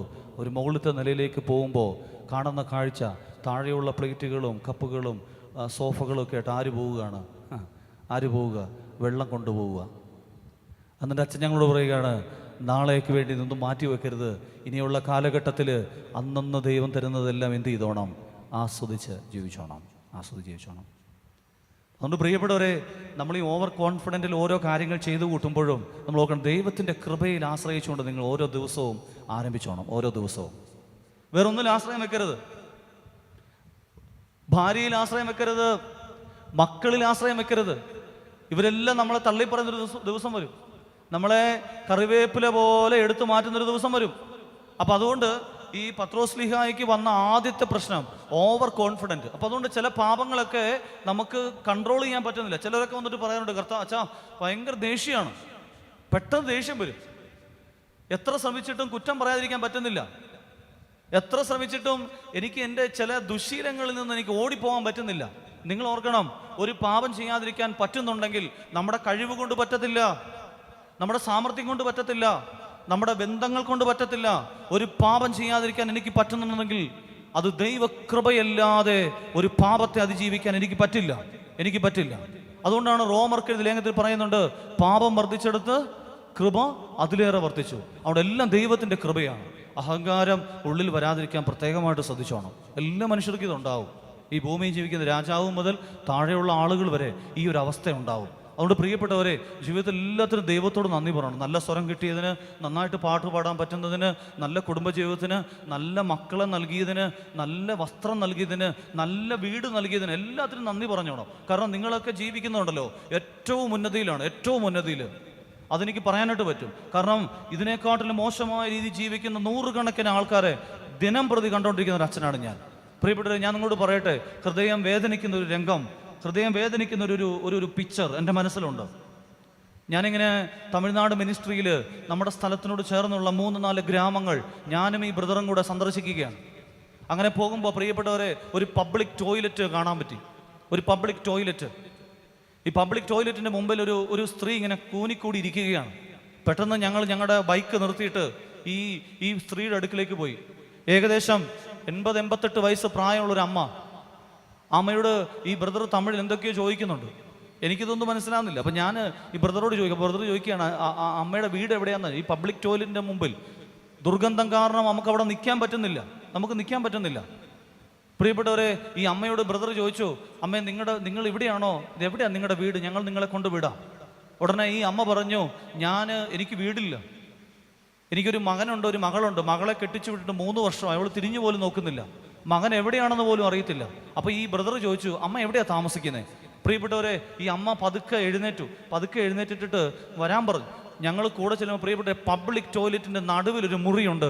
ആ മുറിയിലെ കതക് ഇങ്ങനെ പതുക്കെ തുറന്നു കഴിഞ്ഞ് നോക്കുമ്പോൾ പ്രിയപ്പെട്ടവരെ, ഒരു യൂറോപ്യൻ ക്ലോസറ്റ് ഒരു മൂലക്കിരിക്കുന്നു. ഈ അമ്മ കിടക്കുന്ന ഒരു കട്ടിലിൻ്റെ അതിൻ്റെ അകത്ത് കുറച്ച് സാധനങ്ങൾ ഈ ഭിത്തിയോട് ചേർന്ന് കുറച്ച് സാധനങ്ങൾ ഇരിക്കുന്നു. ഞങ്ങൾക്ക് ഭയങ്കര സങ്കടം തോന്നി. കാരണം ഒരു പബ്ലിക് ടോയ്ലറ്റിൻ്റെ ഉള്ളിൽ ഒരു അമ്മ കിടന്നുറങ്ങുന്നു. 88 വയസ്സുള്ള. നിങ്ങൾക്ക് അങ്ങനെ ഒരു അവസ്ഥ വന്നിട്ടുണ്ടോ? നിങ്ങൾ സ്വന്തമായിട്ട് ഉപയോഗിക്കുന്ന വീട്ടിലെ ടോയ്ലറ്റിൽ പോയിട്ട് ഒരു ഗ്ലാസ് വെള്ളം പോലും നമുക്ക് കുടിക്കാൻ പറ്റത്തില്ല. പബ്ലിക് ടോയ്ലറ്റിൽ ദുർഗന്ധം കാരണം ഞങ്ങൾക്ക് അവിടെ നിൽക്കാൻ പറ്റുന്നില്ല. ഞാൻ ഈ കുപ്പായം ഇട്ട് നിൽക്കുന്നതുകൊണ്ട് ആ ബ്രദർ വസ്ത്രം പാൻറ് ഷർട്ട് നിൽക്കുന്നു. പെട്ടെന്ന് ഞാൻ ഈ കുപ്പായം കണ്ടുകൊണ്ട് ആ ഗ്രാമത്തിലുള്ള കുറച്ച് ആൾക്കാർ ഞങ്ങളുടെ അടുക്കിലേക്ക് വന്നു. ഞങ്ങൾ അവരോട് ചോദിച്ചു, നിങ്ങൾ ഇത്രയും പേര് ഇവിടെ ഉണ്ടായിട്ട് ഈ അമ്മയ്ക്ക് ഒരു മുറി പോലും നിങ്ങൾക്ക് കൊടുക്കാൻ പറ്റുന്നില്ലേ? പ്രിയപ്പെട്ടവരെ, അവർ ഞങ്ങളോട് പറയുകയാണ്, നിങ്ങൾ ഞങ്ങളുടെ അവസ്ഥ കണ്ടിട്ടില്ലല്ലോ. എന്നിട്ട് ഞങ്ങളെ അവരുടെ വീട്ടിലോട്ട് കൊണ്ടുപോയപ്പോൾ അതിനേക്കാൾ മോശമായ രീതിയിലാണ് അവരുടെ വീട് കിടക്കുന്നത്. അങ്ങനെ പ്രിയപ്പെട്ടവരെ, തിരിച്ച് പോരുന്ന വഴിക്ക് ഞാൻ ഞങ്ങളുടെ ബിഷപ്പിനോട് വിളിച്ചിട്ട് പറഞ്ഞു, നമുക്കിവിടെ വേണ്ടതൊരു റിട്രീറ്റ് സെൻ്റർ അല്ല, ഒരു പ്രായമായവരെ നോക്കുന്ന ഒരു ഓൾഡ് ഏജ് ഹോമാണ് നമുക്ക് വേണ്ടത്. നിങ്ങൾ പറ, ഇങ്ങനൊരവസ്ഥയിൽ നിങ്ങൾ കിടന്നിട്ടുണ്ടോ? ഇങ്ങനൊരവസ്ഥയിലൂടെ നിങ്ങളുടെ മക്കൾ പോയിട്ടുണ്ടോ? ഈ ഞാൻ ശുശ്രൂഷ ചെയ്യുന്ന ദേവാലയത്തിലെ യൂത്തുകാരെ വിളിച്ചുകൊണ്ട് ഞാൻ പിറ്റേ ആഴ്ച പോയി. വെള്ളിയാഴ്ച രാവിലെ വിശുദ്ധ കുർബാന ചൊല്ലി യൂത്തുകാരോട് പറഞ്ഞു, നിങ്ങൾ ഇങ്ങനൊരു സ്ഥലമുണ്ട്, നമുക്ക് ഇങ്ങനൊരു സ്ഥലമുണ്ട്, പോയാലോന്ന് ചോദിച്ചു. ഞാൻ അവരോട് പറഞ്ഞു, ഞാനൊന്നും കഴിക്കത്തില്ല, നിങ്ങൾ റെഡിയാണോ ചോദിച്ചു. പ്രിയപ്പെട്ട, പരിശുദ്ധ കുർബാന കഴിഞ്ഞ് ഫാസ്റ്റിംഗ് എടുക്കാൻ പറ്റാത്തത് കൊണ്ട് വിശുദ്ധ കുർബാന കഴിഞ്ഞ ഉടനെ ലഘുവായിട്ട് ബ്രെഡും ഒരു ചായയും കുടിച്ചു. ഈ പിള്ളേരെന്നോട് പറഞ്ഞു, അച്ഛൻ്റെ വണ്ടി 4 പേര് എൻ്റെ കൂടെ ഉണ്ടായിരുന്നു, ഞാൻ 4 പേരെയും കൊണ്ടാണ് പോയത്.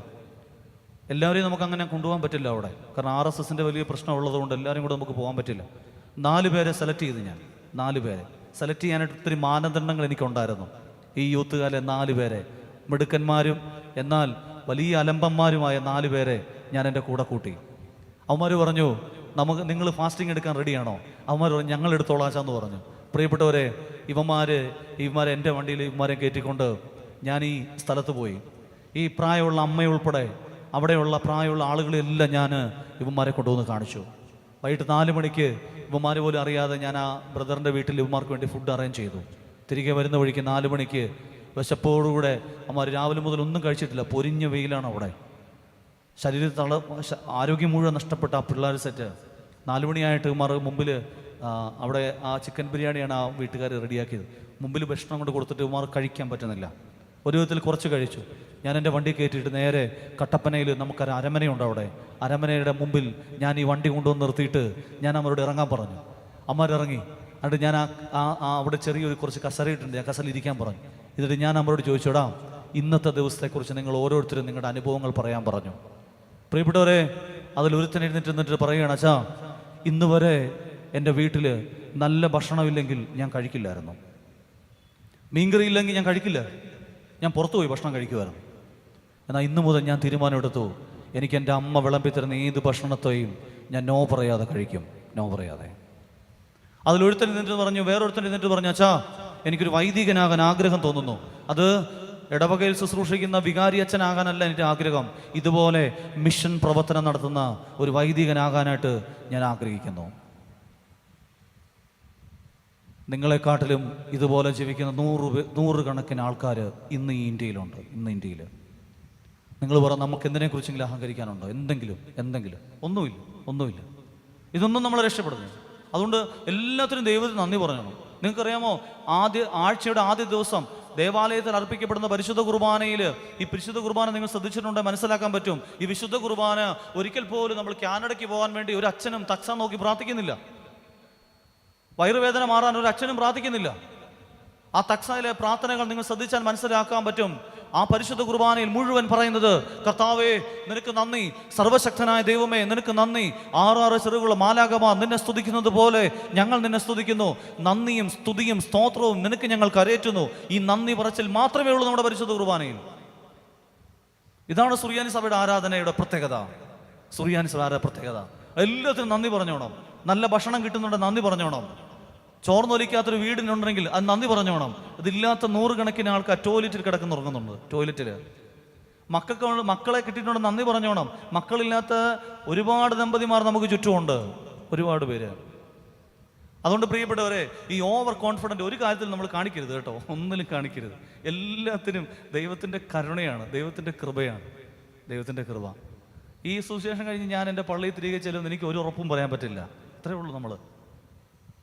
അതുകൊണ്ട് എല്ലാത്തിനും നന്ദി പറഞ്ഞോണം. പരാതികൾ കൂടാതെ ഒരു ജീവിതം നിങ്ങൾ നയിച്ചോണം. ഒരു പരാതിയും കാണാൻ പാടില്ല. ദൈവത്തെ സ്തുതിക്കുന്നവരുടെ, ദൈവത്തെ അറിയുന്നവരുടെ പ്രത്യേകത എന്നറിയാമോ? അവർക്കൊന്നിലും ഒരു പരാതിയില്ല. എന്തെല്ലാം വന്നാലും അവർ ദൈവത്തെ സ്തുതിച്ചുകൊണ്ടിരിക്കും. ആ ഒരു അവസ്ഥയിലേക്ക് വരണം. ഇനിയും നമ്മൾ ഒത്തിരി വളരണം. എനിക്കൊന്നും അങ്ങനെ പറ്റുമെന്ന് വരത്തില്ല. പ്രസംഗിക്കുന്ന ഞാനും ചിലപ്പോഴൊക്കെ പെട്ടെന്ന് സങ്കടങ്ങൾ വരാറുണ്ട്. ഒരു സ്ഥലത്ത് സുവിശേഷം പറയാൻ പോയി കഴിഞ്ഞപ്പോൾ ഉണ്ടല്ലോ, ഇങ്ങനെ നടുക്കൂടെ ഒരു ഗ്യാപ്പ് ഇട്ടിട്ടുണ്ട്. ക്രാനായത്തിലെ ഗ്രിഗോറിയോസ് തിരുമേനി ഇതുപോലെ അച്ഛന്മാരിയ്ക്കുന്ന പോലെ ഒരു കസാലയിലിരിക്കുകയാണ്. സുവിശേഷം പറഞ്ഞുകൊണ്ടിരിക്കുന്ന സമയത്ത് ഒരു സ്ത്രീ ഇങ്ങനെ പകുതിയായ സമയത്ത് ഇങ്ങനെ നടുക്കൂടെ ഇങ്ങനെ കയറി വരുന്നതുണ്ട്. ഗ്രിഗോറിയോസ് തിരുമേനി പെട്ടെന്ന് ഞാൻ പ്രസംഗം നിർത്തി. കാരണം ഗ്രിഗോറിയോസ് തിരുമേനി അടുത്തോട്ട് വരാൻ ഇങ്ങനെ കൈകൊണ്ട് കാണിക്കുന്നുണ്ട്. പെട്ടെന്ന് ഞാൻ നിർത്തി. ആളുകളെല്ലാവരും കൂടെ അവരെ നോക്കി ചിരിച്ചു. അവരേറ്റവും മുമ്പിൽ വന്നിരുന്നു. സുവിശേഷം കേൾക്കാൻ വരുമ്പോൾ ഏറ്റവും മുമ്പിൽ വന്നിരിക്കണം കേട്ടോ. ഏറ്റവും നമ്മുടെയൊക്കെ പ്രത്യേകത ഏറ്റവും പുറകിലെ കസരയിൽ പോയിരിക്കും. അവസാനം മഴ വരുമ്പോൾ കയറിയിരിക്കും. ഏറ്റവും മുമ്പിൽ പോയിട്ട് എന്ത് ചെയ്യണം? സുവിശേഷം കേൾക്കാൻ പോയിരിക്കണം ഏറ്റവും മുമ്പിൽ. അങ്ങനെ അവർ ഏറ്റവും മുമ്പിൽ വന്നിരുന്നു.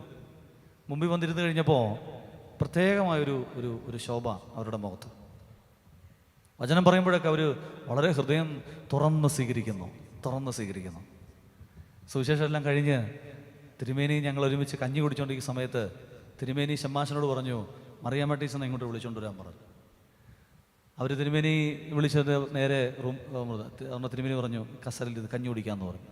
അവിടെ എന്നോട് ചോദിച്ചു, അച്ഛൻ ഈ ടീച്ചറിനെ അറിയാമെന്ന് ചോദിച്ചു. നമ്മൾ തിരുമേനി അറിയില്ല. അപ്പം പറഞ്ഞു, ഇത് ഒരു കോളേജിൽ പഠിക്കുന്ന ടീച്ചറാണ്. ഇവരുടെ ജീവിതത്തിലൊരു സംഭവം ഉണ്ടായി. തിരുമേനി പറയുകയാണ്. അപ്പോൾ തിരുമേനി പറഞ്ഞു, ടീച്ചർ തന്നെ പറയുന്നതായിരിക്കും നല്ലത്. അവിടെ ടീച്ചറിൻ്റെ ജീവിതത്തിലുണ്ടായ ഒരു കാര്യം എന്നോട് പറയുകയാണ്. ടീച്ചർ പറയുകയാണ്, ഞാൻ എൻ്റെ കോളേജിൽ എൻ്റെ കുട്ടികളെ പഠിപ്പിച്ചിട്ട് ഞാൻ തിരികെ വീട്ടിലോട്ട് വരുന്ന വഴിക്ക് ഒരു 3 മാസങ്ങൾക്ക് മുമ്പ് എനിക്കെപ്പോഴും ദേവാലയത്തിൽ കയറി ഇരുന്ന് പ്രാർത്ഥിക്കാൻ തോന്നുന്നു. അങ്ങനെ തോന്നലുണ്ടാകുന്നില്ല. എന്നാൽ ചില 3 മാസത്തിലായിട്ട് 3 മാസങ്ങൾക്ക് മുമ്പ് എനിക്ക് ഭയങ്കര തോന്നലുണ്ടാകുകയാണ്, പ്രാർത്ഥിക്കണം. അങ്ങനെ ഇവരെന്ത് ചെയ്യുന്നു അറിയാമോ? കോളേജിൽ പഠിപ്പിച്ചിട്ട് പോരുന്ന വഴിക്ക് ഒരു ദേവാലയം തുറന്നു കിടപ്പുണ്ട്. ആ ദേവാലയത്തിൻ്റെ ഏറ്റവും പുറകിൽ പോരുന്നുണ്ട്. ഒരു 1 മണിക്കൂർ സമയം ഇരുന്ന് പ്രാർത്ഥിക്കാൻ തുടങ്ങി. അങ്ങനെ 3 മാസം കഴിഞ്ഞു പോയി. ഇവരുടെ കുടുംബത്തിൽ ഒരു ആളുടെ കല്യാണം വന്നു. അങ്ങനെ ഈ വീട്ടിലെ 2 ആമക്കളുണ്ട്. ഈ ടീച്ചറിന് ഹസ്ബൻഡും ഈ 2 ആമക്കളും കൂടെ നേരെ ആ കല്യാണ വീട്ടിലേക്ക് പോവുകയാണ്. കല്യാണ വീട്ടിലേക്ക് പോകുന്ന സമയത്ത് അവിടുത്തെ മധുരം വെപ്പല്ല, കനാനായക്കാരാണ്. മധുരം വെപ്പെല്ലാം കഴിഞ്ഞ് കഴിഞ്ഞപ്പോൾ മൂത്ത മകൻ 21 വയസ്സുള്ള അവൻ പറഞ്ഞു, അമ്മേ അപ്പോൾ ഞാൻ എൻ്റെ വീട്ടിൽ പോയിട്ട് ഞാൻ രാവിലെ വരാം. അങ്ങനെ പ്രിയപ്പെട്ടവരെ, ഇവൻ്റെ ബൈക്ക് എടുത്തുകൊണ്ട് ഇവൻ്റെ വീട്ടിലേക്ക് പോകുന്ന വഴിക്ക് ബൈക്ക് ആക്സിഡൻറ്റിൽ സ്പോട്ടിൽ ആ മകൻ മരിച്ചുപോയി. ഈ വിവരം വളരെ സങ്കടത്തോടുകൂടെ ഈ അപ്പനെയും അമ്മയും അറിയിച്ചു. അങ്ങനെ പ്രിയപ്പെട്ടവരെ, ഇവർ നേരെ ഹോസ്പിറ്റലിലേക്ക് പോയി. പിറ്റേ ദിവസം ഭവനത്തിൽ വെച്ചുള്ള ശുശ്രൂഷകൾ, 3ാമത്തെ ക്രമം ശുശ്രൂഷ നടത്തി. മൃതദേഹം വീട്ടിൽ നിന്ന് പള്ളിയിലോട്ട് കൊണ്ടുപോകാൻ വേണ്ടി എടുക്കാൻ വികാരി അച്ഛൻ അനൗൺസ്മെന്റ് ചെയ്തപ്പോൾ ഈ വികാരി അച്ഛനോട് ഈ ടീച്ചർ പറഞ്ഞു, അച്ഛാ എനിക്കൊരു അവസരം തരാമോ, ഒരു കുറച്ച് സമയം ദൈവവചനം പറയാൻ. അങ്ങനെ പ്രിയപ്പെട്ടവരെ, ഈ അമ്മ 21 വയസ്സ് മകൻ മരിച്ച് ശവപ്പെട്ടി കിടക്കുമ്പോൾ ആ പെട്ടിയുടെ അടുക്കിൽ നിന്നുകൊണ്ട് മൈക്ക് എടുത്തുകൊണ്ട് 1 മണിക്കൂർ സമയം ദൈവവചനം പറഞ്ഞിട്ട് അവസാനം പറഞ്ഞു, ഒരു തുള്ളി കണ്ണുനീര് പോലും ആ അമ്മയുടെ കണ്ണിൽ നിന്ന് അടർന്നു വീണില്ല. ആ അമ്മ ആ കൂടെ നിന്നവരോട് പറഞ്ഞു, നിങ്ങൾ ഒരിക്കലും എൻ്റെ മകനെ സങ്കടത്തോടും കരഞ്ഞുകൊണ്ടും ഇവിടുന്ന് യാത്രയാക്കരുത്. ഇവൻ പോയിരിക്കുന്നത് എൻ്റെ കർത്താവിൻ്റെ അടുക്കിലേക്കാണ്, എൻ്റെ കർത്താവിൻ്റെ അടുക്കിലേക്ക്. പ്രിയപ്പെട്ടവരെ, അവരെ അങ്ങനെ ഒരുക്കിയത് എന്താണെന്നറിയാമോ? അവർക്ക് മാനസിക വൈകല്യം ഉള്ളതുകൊണ്ടല്ല, അവരൊരു ദുഷ്ടയായ സ്ത്രീ ആയതുകൊണ്ടല്ല. 3 മാസങ്ങൾക്ക് മുമ്പ് പ്രാർത്ഥനയിലൂടെ ആ സ്ത്രീയെ ദൈവം ഒരുക്കിക്കൊണ്ടിരുന്നു. ദൈവവചനം ഒരു പ്രാവശ്യം നിനക്ക് കേൾക്കാൻ അവസരം കിട്ടിയാൽ അത് പാഴാക്കരുത്. നാളുകളിൽ ജീവിക്കുവാനുള്ള അഭിഷേകവും ശക്തിയും ഊർജവും കിട്ടുന്നത് ഈ ദൈവവചനത്തിലൂടെയാണ്. അതുകൊണ്ടാണ് ആമുഖ സന്ദേശത്തിൽ അച്ഛൻ പറഞ്ഞത്, ദൈവവചനം കേൾക്കുന്ന സ്ഥലത്ത് അഭിഷേകം ഉണ്ടാകും. അത് നിസ്സാരമല്ല. ഇത്രയും ശബ്ദത്തിലൂടെ, ഇത്രയും വലിയ ഒച്ച, ഇത്രയും ലൈറ്റ് സൗണ്ട്, ഇത്രയും വലിയ സ്റ്റേജ്, ഇതെല്ലാം ഇവിടെ ക്രമീകരിച്ച് ഇതിവിടെ ചെയ്യുന്നതിൻ്റെ കാരണം ഈ വചനത്തിന് ശക്തിയുള്ളതുകൊണ്ട്. ഇത്രയും ദൂരം വന്ന് ഈ ദൈവവചനം ഇവിടെ പറയുന്നതിൻ്റെ കാരണം ഈ വചനം പറഞ്ഞാലേ ആളുകൾക്ക് മാനസാന്തരം ഉണ്ടാവുള്ളൂ. പത്രോസിനുണ്ടായ ആദ്യത്തെ അനുഭവത്തിൽ നമ്മൾ ഒന്നിലും ആശ്രയിക്കരുത്, ഒന്നിലും കഴിവെക്കരുത്. പള്ളിയിൽ പോയാൽ പ്രാർത്ഥിക്കാൻ ഒരു ബൈബിൾ എടുത്താൽ ആ ബൈബിൾ എടുത്ത് വായിക്കാൻ അത് നമ്മളെ കൊണ്ട് പറ്റുന്നുണ്ടെങ്കിൽ നമ്മുടെ കഴിവോ നമ്മുടെ സാമർഥ്യമോ ഒന്നും കൊണ്ടല്ല, ദൈവത്തിൻ്റെ കൃപ കൊണ്ടാണ്. ഒരു സമയം 2 നേരം രാവിലെയും വൈകിട്ടും പ്രഭാത പ്രാർത്ഥനയും രാത്രി പ്രാർത്ഥനയും സന്ധ്യ നമസ്കാരവും നിനക്ക് നിന്റെ വീട്ടിൽ നടത്താൻ പറ്റുന്നുണ്ടെങ്കിൽ അത് ദൈവകൃപയുള്ളത് മാത്രം. അതുകൊണ്ട് അനുഗ്രഹിക്കപ്പെട്ട സഹോദരങ്ങളെ, എല്ലാത്തിനും നന്ദി പറഞ്ഞോണം. 2ാമത് പത്രോസിന് പറ്റിയതൊരു കുഴപ്പം എന്നാണെന്നറിയാമോ? പ്രാർത്ഥനയെ അവഗണിച്ചത് കൊണ്ടാണ് പത്രോസിന് ഈ ഒരു അനുഭവത്തിലേക്ക് പോകാൻ പറ്റിയത്. ഈ പ്രാർത്ഥന എന്ന് പറയുന്നുണ്ടല്ലോ, അത് ഭയങ്കര ശക്തിയാണ്. ഈ പ്രാർത്ഥിക്കാനിരിക്കുമ്പോഴാണ് നമുക്ക് ഏറ്റവും കൂടുതൽ എന്നാ ഉണ്ടാകുന്നത്?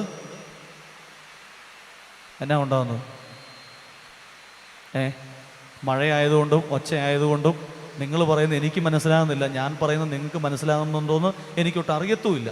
എന്നാലും നിങ്ങളുടെ ഇരിപ്പും ഭാവവും എല്ലാം കണ്ടു കഴിയുമ്പോൾ എനിക്ക് തോന്നുന്നത് മനസ്സിലാകുന്നുണ്ട് എന്നാണ്. ഈ പ്രാർത്ഥിക്കാനിരിക്കുമ്പോഴാണ് നമുക്ക് ഏറ്റവും കൂടുതൽ എന്നാ ഉണ്ടാകുന്നത്? ഉറക്കം വരുന്നത്, അല്ലേ? നമുക്കൊരു ഉദാഹരണം പറയാം. ഇപ്പം നിങ്ങളുടെ വീട്ടിലൊക്കെ 7 മണിക്കാണ് പ്രാർത്ഥിക്കുന്നത്, സന്ധ്യ നമസ്കാരം 7 മണിക്കാണെന്ന് വിചാരിക്കുക. 7 മണിക്ക് വിചാരിച്ചാൽ മതി കേട്ടോ. അപ്പോൾ ഈ 7 മണിക്ക് പ്രാർത്ഥിക്കാനായിട്ട് പായെടുത്തിട്ടു, ബൈബിളൊക്കെ കൊണ്ടുവന്ന് വെച്ചു. അപ്പോഴാണ് നിങ്ങളുടെ വീട്ടിൽ ഉറങ്ങിക്കിടന്ന 2 വയസ്സുള്ള കൊച്ച് കൃത്യം ആ പ്രാർത്ഥനയുടെ സമയത്ത് എഴുന്നേറ്റ് വന്നു. ചുറുചുറുക്കോടുകൂടെ പ്രസരിപ്പോടുകൂടെ ആ കൊച്ചു കുഞ്ഞ് പ്രാർത്ഥനാ പായിൽ വന്നിരുന്നിട്ട് അവൾ കളിക്കാൻ തുടങ്ങി. രസകരമായ കളികളൊക്കെ നടത്താൻ തുടങ്ങി. അപ്പോൾ അവിടെ ഉണ്ടായിരുന്ന അപ്പനും അമ്മയും ബാക്കി എല്ലാവരും ഏറ്റവും കൂടുതൽ ശ്രദ്ധിക്കുന്നത് ആരെയായിരിക്കും? കേട്ടില്ല? അത് തന്നെ, എന്തോ നിങ്ങൾ പറഞ്ഞു, ആ കുട്ടിയായിരിക്കും. ഇനി പ്രാർത്ഥന കഴിഞ്ഞ് ഞാൻ എൻ്റെ മൊബൈൽ ഫോൺ എടുക്കുകയോ ഞാൻ TV ഓൺ ചെയ്യുകയോ ചെയ്താൽ ഈ കൊച്ചടുത്ത് വന്നാൽ ഞാൻ ശ്രദ്ധിക്കുമോ? നിങ്ങൾ ഉത്തരം പറയണ്ട, നിങ്ങളുടെ മനസ്സിൽ ഉത്തരം കൊടുത്താൽ മതി. ചില പ്രാർത്ഥനകളൊക്കെ അങ്ങനെയാണ്, ചില പ്രാർത്ഥനകളൊക്കെ. അതുകൊണ്ടാണ് പ്രിയപ്പെട്ട, എന്തിനാണ് ഈ പത്രോസിന് പറ്റിയത്? നമുക്കറിയാം, കർത്താവ് പത്രോസ് ഉൾപ്പെടെ 3 ശിഷ്യന്മാരെ കൂട്ടിക്കൊണ്ട് തോട്ടത്തിലേക്ക് പോയത് പ്രാർത്ഥിക്കാൻ വേണ്ടിയിട്ടാണ്. അങ്ങനെ 3 അപ്പോസ്തലന്മാർ കൂടെയുണ്ട്. ഒരു കല്ലേറ് ദൂരം യേശു മാറിയിരുന്ന് പിതാവാൻ ദൈവത്തോട് പ്രാർത്ഥിക്കുകയാണ്. 1 മണിക്കൂർ കഴിഞ്ഞ് വന്ന് നോക്കുമ്പോൾ ഈ 3 അപ്പോസ്തലന്മാരും കിടന്നുറങ്ങുകയാണ്. അപ്പോൾ യേശു ചോദിക്കുന്നുണ്ട്, നിങ്ങൾക്ക് എന്നോടുകൂടെ 1 മണിക്കൂർ സമയം പോലും ഉണർന്നിരിക്കാൻ പറ്റുന്നില്ലേ? നിങ്ങൾ ഉറക്കമില്ല എന്ന് അച്ഛന്മാരോട് പറഞ്ഞാൽ അച്ഛന്മാർ പറയുന്ന ഒരു മരുന്ന് സിട്രിസൺ കഴിക്കാനല്ല പറയുന്നത്, നിങ്ങൾ എന്ത് ചെയ്താൽ മതി എന്നാണ് പറയുന്നത്. നിങ്ങൾക്ക് പിന്നെ അങ്ങനെ ഒരു പ്രശ്നമില്ലാത്തതുകൊണ്ട് കുഴപ്പമില്ല, പ്രാർത്ഥിക്കാനാണ് പറയുന്നത്. പ്രാർത്ഥന കഴിഞ്ഞാൽ അന്നേരം തന്നെ നമുക്ക് എന്നാ വരും? നമുക്ക് ഉറക്കം വരും. പ്രിയപ്പെട്ടവരെ, ഈ അപ്പോസ്തലന്മാർ 3 പേരും കൂടെ അവിടെ എന്നാ സംഭവിച്ചെന്ന് അവർ ഉറങ്ങിപ്പോയി. പിറ്റേന്ന് നടക്കാൻ പോകുന്ന കാര്യങ്ങളെക്കുറിച്ച് കർത്താവിനറിയാം. പിതാവാൻ ദൈവത്തോട് ശക്തി ചോദിക്കുകയാണ്.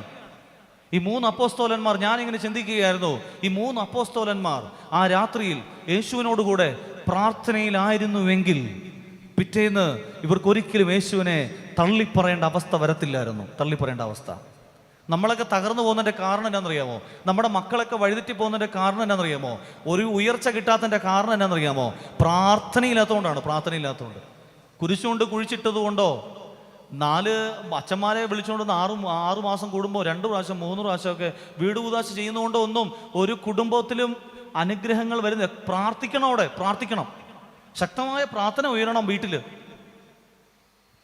ഷാർജയിൽ നിന്ന് 1 വർഷം മുമ്പ് ഒരു ഫോൺ കോൾ എനിക്ക് വന്നു കേട്ടോ. അങ്ങനെ ഒരു മറുതലക്കിലൊരു പയ്യനാണ്. അവൻ എന്നോട് ചോദിക്കുകയാണ്, അച്ഛൻ എനിക്ക് വേണ്ടി പ്രാർത്ഥിക്കണം. ഞങ്ങൾ സംസാരിച്ചു, അവനോട് പേര് ചോദിച്ചു, കാര്യങ്ങളൊക്കെ ചോദിച്ചു കഴിഞ്ഞിട്ട് ഞാൻ ചോദിച്ചു, നീ എന്തിനാണ് ഇപ്പോൾ എന്നെ വിളിച്ചത്? ഉടനെ അവൻ പറഞ്ഞു, അച്ഛൻ എനിക്ക് വേണ്ടി പ്രാർത്ഥിക്കണം. ഞാൻ ചോദിച്ചു, നിന്റെ പ്രാർത്ഥന വിഷയം എന്താണ്? ഉടനെ അവൻ പറയുകയാണ്, ഒരു വിശുദ്ധനായി തീരാൻ അച്ഛൻ എനിക്ക് വേണ്ടി പ്രാർത്ഥിക്കണം. എനിക്കത് ഭയങ്കര ഇഷ്ടപ്പെട്ടു. അങ്ങനെ ഒരു പ്രാർത്ഥന ആദ്യമായിട്ടാണ്. മറ്റേത് തലവേദന മാറാനും നടുവേദന മാറാനും OET എഴുതാനും കാനഡയിലുള്ളവൻ UK പോകാനും ഈ ഷാർജയിലുള്ളവൻ മറ്റേ ന്യൂസിലൻഡിന് പോകാനൊക്കെയാണ് നമുക്ക് പ്രാർത്ഥനാ വിഷയം കിട്ടാറുള്ളത്. പ്രിയപ്പെട്ടവരെ, എനിക്ക് ഈ പയ്യൻ്റെ ഈ പ്രാർത്ഥനാ വിഷയം ഒത്തിരി ഇഷ്ടപ്പെട്ടു. അപ്പോൾ ഞാൻ ചോദിച്ചു, നീ എന്താണ് ചെയ്യുന്നത്? അവൻ പറഞ്ഞു, ഞാനൊരു കമ്പനിയിൽ അക്കൗണ്ടൻ്റായിട്ടാണ് ജോലി ചെയ്യുന്നത്. അവൻ നമ്മുടെ ഷാർജ പള്ളിയിൽ സെൻറ്റ് മേരീസ് യാക്കോബായ സൂനൂറ പള്ളിയിൽ അവൻ മഡ്ബഹായിൽ ശുശ്രൂഷകനായിട്ട് കയറിയിട്ടുണ്ട്. ശുശ്രൂഷയ്ക്ക് കൂടുന്നൊരു പയ്യനാണ്. എനിക്ക് ഒത്തിരി ഇഷ്ടപ്പെട്ട് ഞാൻ ചോദിച്ചാൽ നിനക്ക്. അപ്പോൾ അവൻ പറയുകയാണ്, ഞങ്ങൾ കുറച്ച് കൂട്ടുകാർ ചേർന്ന് ഷാർജയിൽ ഒരു ഫ്ലാറ്റിൽ വാടകയ്ക്കാണ് താമസിക്കുന്നത്. പ്രിയപ്പെട്ടവരെ, അവൻ്റെ സാലറി ഞാൻ ചോദിച്ചു, അവനോട് പറഞ്ഞു 2 ലക്ഷം രൂപയുണ്ട് 2 ലക്ഷം രൂപ. അങ്ങനെ പ്രിയപ്പെട്ടവരെ, ഈ പയ്യൻ ഇന്ത്യൻ മണി 2 ലക്ഷം രൂപ.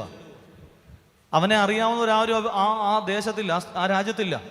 അവൻ്റെ വീട്ടുകാരോ അവൻ്റെ സ്വന്തക്കാരോ അവനെ അറിയാവുന്നവരാരുമില്ല. അവൻ അവിടെ എന്നാ ചെയ്താലും നാട്ടിൽ അറിയാനും പോകുന്നില്ല. നല്ല സാലറിയുള്ള, നല്ല കാണാൻ സുന്ദരനായ ഒരു യുവാവ്. ഞാൻ ചോദിച്ചു, ഇത്രയെല്ലാം പാപം ചെയ്യാൻ എല്ലാ സാഹചര്യങ്ങളുണ്ടായിട്ടും അതിലൊന്നും വീണു പോകാതെ ഈ ഒരു പ്രാർത്ഥനാ വിഷയത്തിൽ മേൽ നീ ഇങ്ങനെ ഒരു പ്രാർത്ഥനാ വിഷയം ചോദിച്ചതിൻ്റെ കാരണം എന്നാ, ഇതിൻ്റെ റീസൺ എന്നാന്ന് ചോദിച്ചു. ഉടനെ അവൻ തന്നൊരു മറുപടി. അവൻ പറയുകയാണ്, എനിക്കെല്ലാ പാപവും ചെയ്യാൻ എല്ലാ സാഹചര്യവും എനിക്കുണ്ട്. എൻ്റെ കൂട്ടുകാർ നല്ല രീതിയിൽ എല്ലാ പാപവും ചെയ്യുന്നവരാണ്. എനിക്ക് ഇവരുടെ കൂടെ എന്ത് ചെയ്താലും നാട്ടിൽ ആരും അറിയാൻ പോകുന്നില്ല. അവർ മദ്യമായിട്ട് ഫ്ലാറ്റിൽ വരാറുണ്ട്, മറ്റ് പല കാര്യങ്ങളും ഫ്ലാറ്റിൻ്റെ ഉള്ളിൽ ചെയ്യാറുണ്ട്, പുറത്തും പോയും ചെയ്യാറുണ്ട്.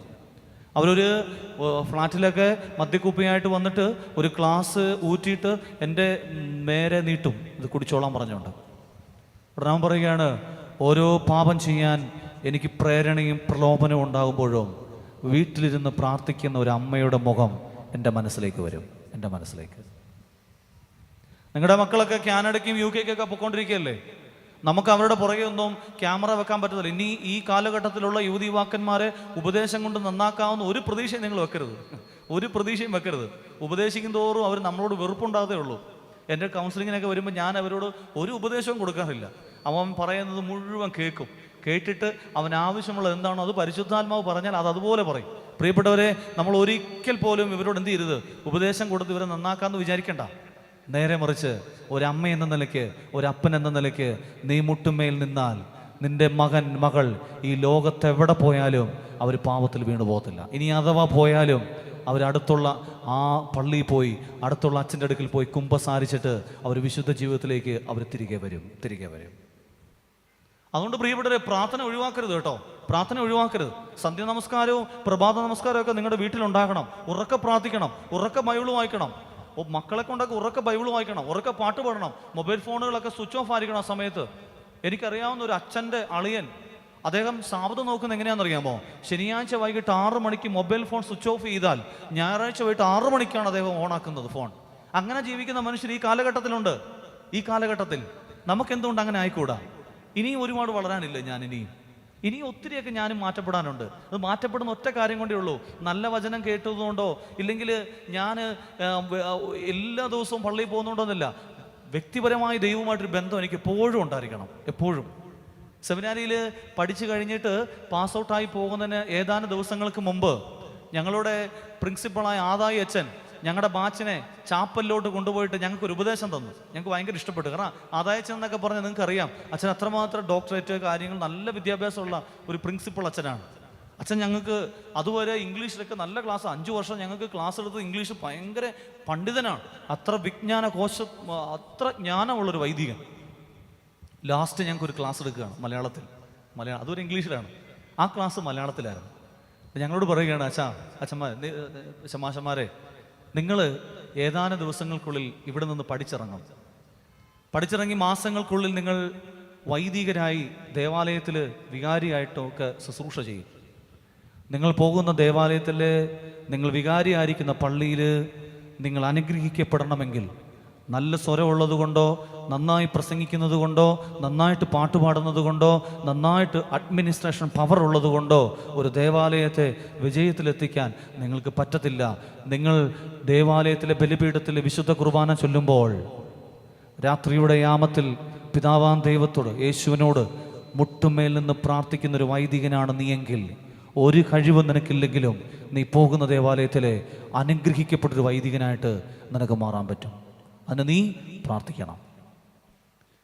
പ്രാർത്ഥന നഷ്ടപ്പെട്ടു പോയപ്പോൾ പത്രോസിന് യേശുവിനെ പിൻചെല്ലാൻ പറ്റിയില്ല. നമുക്കൊക്കെ ശക്തി ചോർന്നു പോകും, ചില സമയങ്ങളിലൊക്കെ വീണു പോകും. സാമ്പത്തിക ബുദ്ധിമുട്ട് വരുമ്പോൾ, കടബാധ്യത വരുമ്പോൾ, നമ്മൾ പ്രതീക്ഷിക്കാത്ത രീതിയിലുള്ള ജീവിതം നമ്മൾ അനുഭവിക്കേണ്ടി വരുമ്പോൾ നമുക്ക് നിരാശ വരും. ജോലിയില്ലാതെ വരുമ്പോൾ, ആത്മഹത്യയുടെ ചിന്ത വരുമ്പോൾ, അമിതമായി ഭർത്താവിൻ്റെ മദ്യപാനം കാരണം തകർന്നു പോകുന്ന മക്കൾ, ജീവിത പങ്കാളി, അങ്ങനെയൊക്കെ ഉള്ള വീട്ടിൽ പ്രാർത്ഥന ഉയരുന്നുണ്ടെങ്കിൽ ഞാൻ ഉറപ്പ് പറയട്ടെ, ആ പ്രാർത്ഥന ആ വീട്ടിലുണ്ട്. നിങ്ങൾ ഈ പ്രാർത്ഥിക്കാൻ വേണ്ടിയിട്ട് ഈ മലയെക്കുറിച്ച് ധേറായാലും ഈ പള്ളിയിലും നിങ്ങൾ പോയി പ്രാർത്ഥിക്കാറുണ്ട്. ആ പ്രാർത്ഥന ഹാളിൽ, ആ പള്ളിയിൽ, ആ ചാപ്പലിൽ ഭണ്ഡാരമുണ്ട്. ഭണ്ഡാരം നിങ്ങൾ അതിൻ്റെ അകത്ത് നേർച്ചയിടും. ആ നേർച്ചയിടുന്ന പൈസ ഉണ്ടല്ലോ, ഈ ദേവാലയത്തിലെ മാനേജിംഗ് കമ്മിറ്റി അംഗങ്ങൾ ആ പൈസ എടുത്തിട്ട് ഇതുപോലെയുള്ള ദേവാലയത്തിലെ നല്ല കാര്യങ്ങൾ ചെയ്യും. എന്നാൽ നിങ്ങൾ ഈ ദേവാലയത്തിൽ വീഴ്ത്തുന്ന കണ്ണുനീരെടുക്കാൻ ഒരാളും വരത്തില്ല.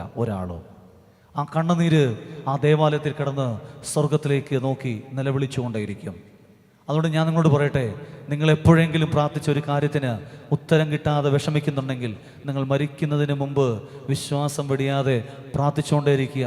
നിങ്ങളുടെ കണ്ണടയുന്നതിന് മുമ്പ് അതിനൊരു ഉത്തരം കിട്ടിയിരിക്കും. ഹല്ലേലൂയ. നിങ്ങൾ മടുത്തോ? ഒന്ന് കൈയടിച്ച് കത്താനൊന്ന് മഹത്വപ്പെടുത്തിക്ക്, കൈയടിച്ച്. അതുകൊണ്ട് പ്രിയപ്പെട്ടവരെ, പ്രാർത്ഥന അന്യമായി നിന്ന് പോകുന്നൊരു കാലഘട്ടത്തിലൂടെ നമ്മൾ ജീവിച്ചുകൊണ്ടിരിക്കുക. ഞാൻ വളരെ സിമ്പിളായിട്ടുള്ള കാര്യമാണ് പറഞ്ഞിരുന്നത്. പ്രാർത്ഥിക്കണം, ശക്തമായിട്ട് പ്രാർത്ഥിക്കണം. പ്രാർത്ഥന ഉയരുന്നില്ലെങ്കിൽ അവിടെ അന്ധകാരം വ്യാപിക്കും. അതുകൊണ്ട് മർക്കോസ് 9:28 പ്രാർത്ഥന കൊണ്ടും ഉപവാസം കൊണ്ടും അല്ലാതെ മറ്റൊന്നും കൊണ്ടും ഈ ജാതി പോകുന്നില്ല. അവിടെ പ്രാർത്ഥിക്കണം, നിങ്ങൾ നന്നായിട്ട് പ്രാർത്ഥിക്കണം. കുടുംബത്തിന് അസ്വസ്ഥതകളെല്ലാം മാറും കേട്ടോ. അല്ലേ, ഇല്ലെങ്കിൽ എന്നാ സംഭവിക്കുക, നമുക്കിതിനെ അതിജീവിക്കാനുള്ള കൃപ കിട്ടും. ദുരിതം മാറിപ്പോകുന്നതല്ല, ആ ദുരിതത്തെ അതിജീവിക്കുവാനുള്ള അഭിഷേകം കിട്ടുന്നത് ഈ പ്രാർത്ഥനയിലൂടെയാണ്. അതുകൊണ്ട് തന്നെ പരിശുദ്ധ കുർബാന ഒരിക്കലും മുടക്കം വരുത്തരുത്. ആരാധനയിൽ നിന്ന് ഒരു പടി പോലും നിങ്ങൾ പുറകോട്ട് പോകരുത്. ദേവാലയത്തിൽ അർപ്പിക്കപ്പെടുന്ന പരിശുദ്ധ കുർബാന ആദ്യോടന്തം കണ്ട് അതിനെ ഹൃദയത്തോട് ചേർത്ത് വെക്കുന്ന ഒരാൾ ഈ കൂട്ടത്തിലുണ്ടെങ്കിൽ ഞാൻ നിങ്ങളോട് പറയട്ടെ, നിങ്ങളുടെ അന്ത്യകാലം ഏറ്റവും ശുഭമായിരിക്കും, ഏറ്റവും ശുഭം. ഞാൻ അച്ഛനായിട്ട് ആദ്യമായിട്ട് കിട്ടുന്ന പള്ളിയാണ് കട്ടപ്പന പള്ളി. ആ പള്ളി ചെന്ന് കഴിഞ്ഞപ്പോൾ ഒരു മാസം കഴിഞ്ഞപ്പോൾ ഒരു അമ്മച്ചി മരിച്ചു. അപ്പോൾ ഞാൻ നോക്കുമ്പോൾ പ്രിയപ്പെട്ടവരെ, അമ്മച്ചി മരിച്ചതിന് അടക്കിന് അന്ന് കോട്ടയം ഇടുക്കി ഡയോസസ് ആദ്യം കോട്ടയം ഡയോസസിൻ്റെ കീഴിലായിരുന്നു, പിന്നീടാണ് സെപ്പറേറ്റ് ആയത്. ഞാൻ നോക്കുമ്പോൾ കോട്ടയത്തെ അച്ഛന്മാരെല്ലാം ആ പള്ളി ശുശ്രൂഷ ചെയ്തു പോയിട്ടുള്ള എല്ലാ അച്ഛന്മാരും ഈ അമ്മച്ചിയുടെ അടക്കിന് വരിക. തിരുമേനി, നമ്മുടെ തിരുമേനിയുണ്ട്, അച്ഛന്മാരൊക്കെ ഉണ്ട്, എല്ലാവരും വരുന്നു. നല്ലൊരു ശവടക്ക്. വീട്ടിലെ പ്രാർത്ഥന കഴിഞ്ഞ് പള്ളി കൊണ്ടുവന്നു കഴിഞ്ഞ് പള്ളിയിലെ 4-ാം ക്രമം നടത്തി കഴിഞ്ഞ് സെമിത്തേരിയിലേക്ക് ബോഡി എടുത്തുകൊണ്ട് പോകുന്ന സമയത്ത് അത്രയും നേരം ഭയങ്കര വെയിലായിരുന്നു. പ്രിയപ്പെട്ടവരെ, ആ സമയം കാർമേഘം വന്ന് ചെറുതായിട്ട് മഴത്തുള്ളികൾ ഇങ്ങനെ വീണു. അച്ഛന്മാരെല്ലാം കൂടെ നല്ല രീതിയിൽ 2 ഗൂതമായിട്ട് നിന്ന് നല്ല ശവടക്ക്, ശ്രേഷ്ഠ ബാവായിക്കൊക്കെ കൊടുത്തതുപോലെ തന്നെ ഒരു നല്ല ഒരു ഫീൽ. അങ്ങനെ പ്രിയപ്പെട്ടവരെ, അടക്കെല്ലാം കഴിഞ്ഞ് ആളുകൾ എല്ലാവരും പിരിഞ്ഞു പോയി കഴിഞ്ഞപ്പോൾ എൻ്റെ വികാരി അച്ഛനോട് ഞാൻ ചോദിച്ചു, അച്ഛാ, ഈ അമ്മച്ചിയുടെ അടക്കിന് എന്തോ ഒരു പ്രത്യേകതയുണ്ടല്ലോ. ഉടനെ വികാരി അച്ഛൻ എന്നെക്കാൾ 3 വർഷം മുമ്പ് അവിടെ പോയ അച്ഛനാണ്. അപ്പം അച്ഛൻ എന്നോട് പറഞ്ഞു, അച്ഛാ ശരിയാണ്, ഈ അമ്മച്ചി ഒരു വിശുദ്ധയായി ജീവിച്ചൊരു അമ്മച്ചിയായിരുന്നു. ആരോഗ്യമുള്ളിടത്തോളം കാലം ദേവാലയത്തിൽ ഏറ്റവും ആദ്യം വരുന്നത് ഈ അമ്മച്ചിയായിരുന്നു. പണ്ട് പള്ളിയിൽ പാർസനേജ് ഇല്ലാതെ വരുന്നപ്പോൾ കോട്ടയത്തു നിന്ന് വരുന്ന അച്ഛന്മാരെ വീട്ടിലോട്ട് വിളിച്ചുകൊണ്ട് പോയിട്ട് ആ അച്ഛന്മാർക്ക് താമസിക്കാൻ വേണ്ടി മാത്രം ഒരു മുറി, ശനിയാഴ്ച വൈകിട്ട് അച്ഛനെ അവിടെ കൊണ്ടുവന്ന് കിടത്തും, വൈകിട്ട് ഭക്ഷണം കൊടുക്കും. രാവിലെ ഈ അച്ഛൻ വിശുദ്ധ കുർബാനയ്ക്ക് ദേവാലയത്തിലേക്ക് പോകുമ്പോൾ ഈ അമ്മച്ചിയും കൂടെ പോകും. അത് ചുമ്മാ അല്ല പോകുന്നേ, വിശുദ്ധ കുർബാന കഴിഞ്ഞ് ഇറങ്ങി വരുന്ന അച്ഛനും കപ്പിയാർക്കുമുള്ള ബ്രേക്ക്ഫാസ്റ്റ് അമ്മച്ചിയുടെ കൂടെ കയ്യിലുണ്ടാകും. ആരോഗ്യമുള്ളിടത്തോളം കാലം അങ്ങനെ ചെയ്തു. അനാരോഗ്യം വന്ന് രോഗശൈലി കിടക്കുമ്പോൾ ഈ വികാരി അച്ഛൻ ചെയ്തൊരു കാര്യമുണ്ട്. എല്ലാ സെക്കൻഡ് സാറ്റർഡേയും വിശുദ്ധ കുർബാന ചൊല്ലിയിട്ട് ആ ഇടവകയിലുള്ള എല്ലാ രോഗികൾക്കും വിശുദ്ധ കുർബാന കൊണ്ട് കൊടുക്കും. ഈ അമ്മച്ചിയെ പ്രതി അച്ഛൻ അങ്ങനെ ഒരു കാര്യം ചെയ്തു. അങ്ങനെ മരിക്കുന്നതിൻ്റെ തലേ ശനിയാഴ്ച വരെ വിശുദ്ധ കുർബാന അനുഭവിച്ചത്. പ്രിയപ്പെട്ടവരെ, ഞാൻ ഇത് പറയാൻ ഇവിടെ കാരണം ഈ അമ്മച്ചി ഒരു വിശുദ്ധയായിട്ട് പറയാൻ വേണ്ടിയിട്ടല്ല ഞാൻ പറഞ്ഞത്, നിങ്ങളുടെ സമയം അതിക്രമിച്ചതുമല്ല. ഞാനിത് പറയാനിവിടെ കാരണം ആകുന്ന കാലത്ത്, ആരോഗ്യമുള്ള കാലത്ത് കർത്താവിനെ അറിഞ്ഞ് ജീവിക്കുന്ന ഒരു മനുഷ്യനെ ദൈവം ഒരിക്കലും കൈവിടത്തില്ല.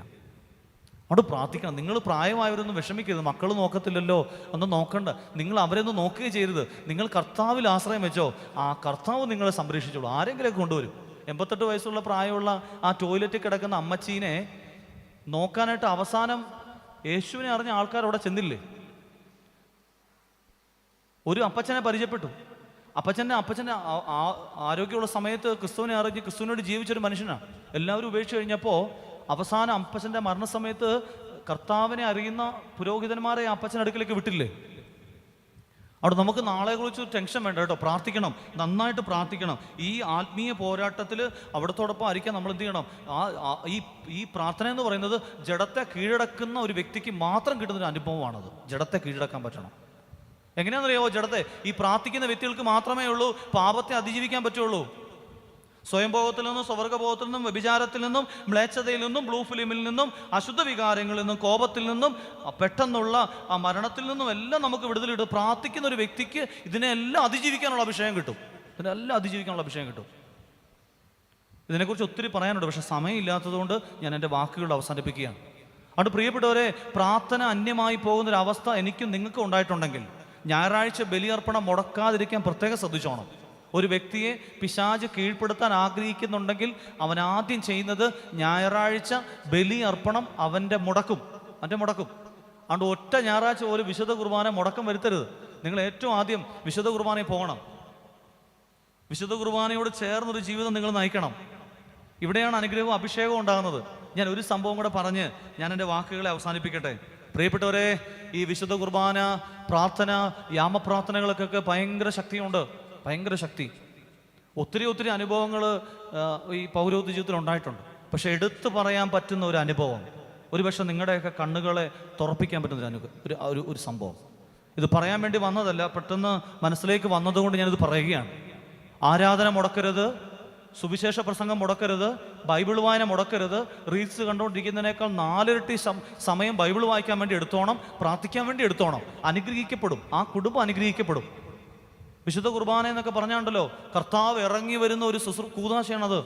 അതുകൊണ്ടാണ് കൂദാശകളുടെ രാജ്ഞി എന്ന സുറിയാനി സഭ ഈ വിശുദ്ധ കുർബാനയെ വിശേഷിപ്പിക്കുന്നതിൻ്റെ കാരണം. പരിശുദ്ധ കുർബാന എന്ന് പറയുന്നത് കർത്താവ് ഇറങ്ങി വരുന്ന ഒരു കൂദാശയാണിത്. കൂദാശ.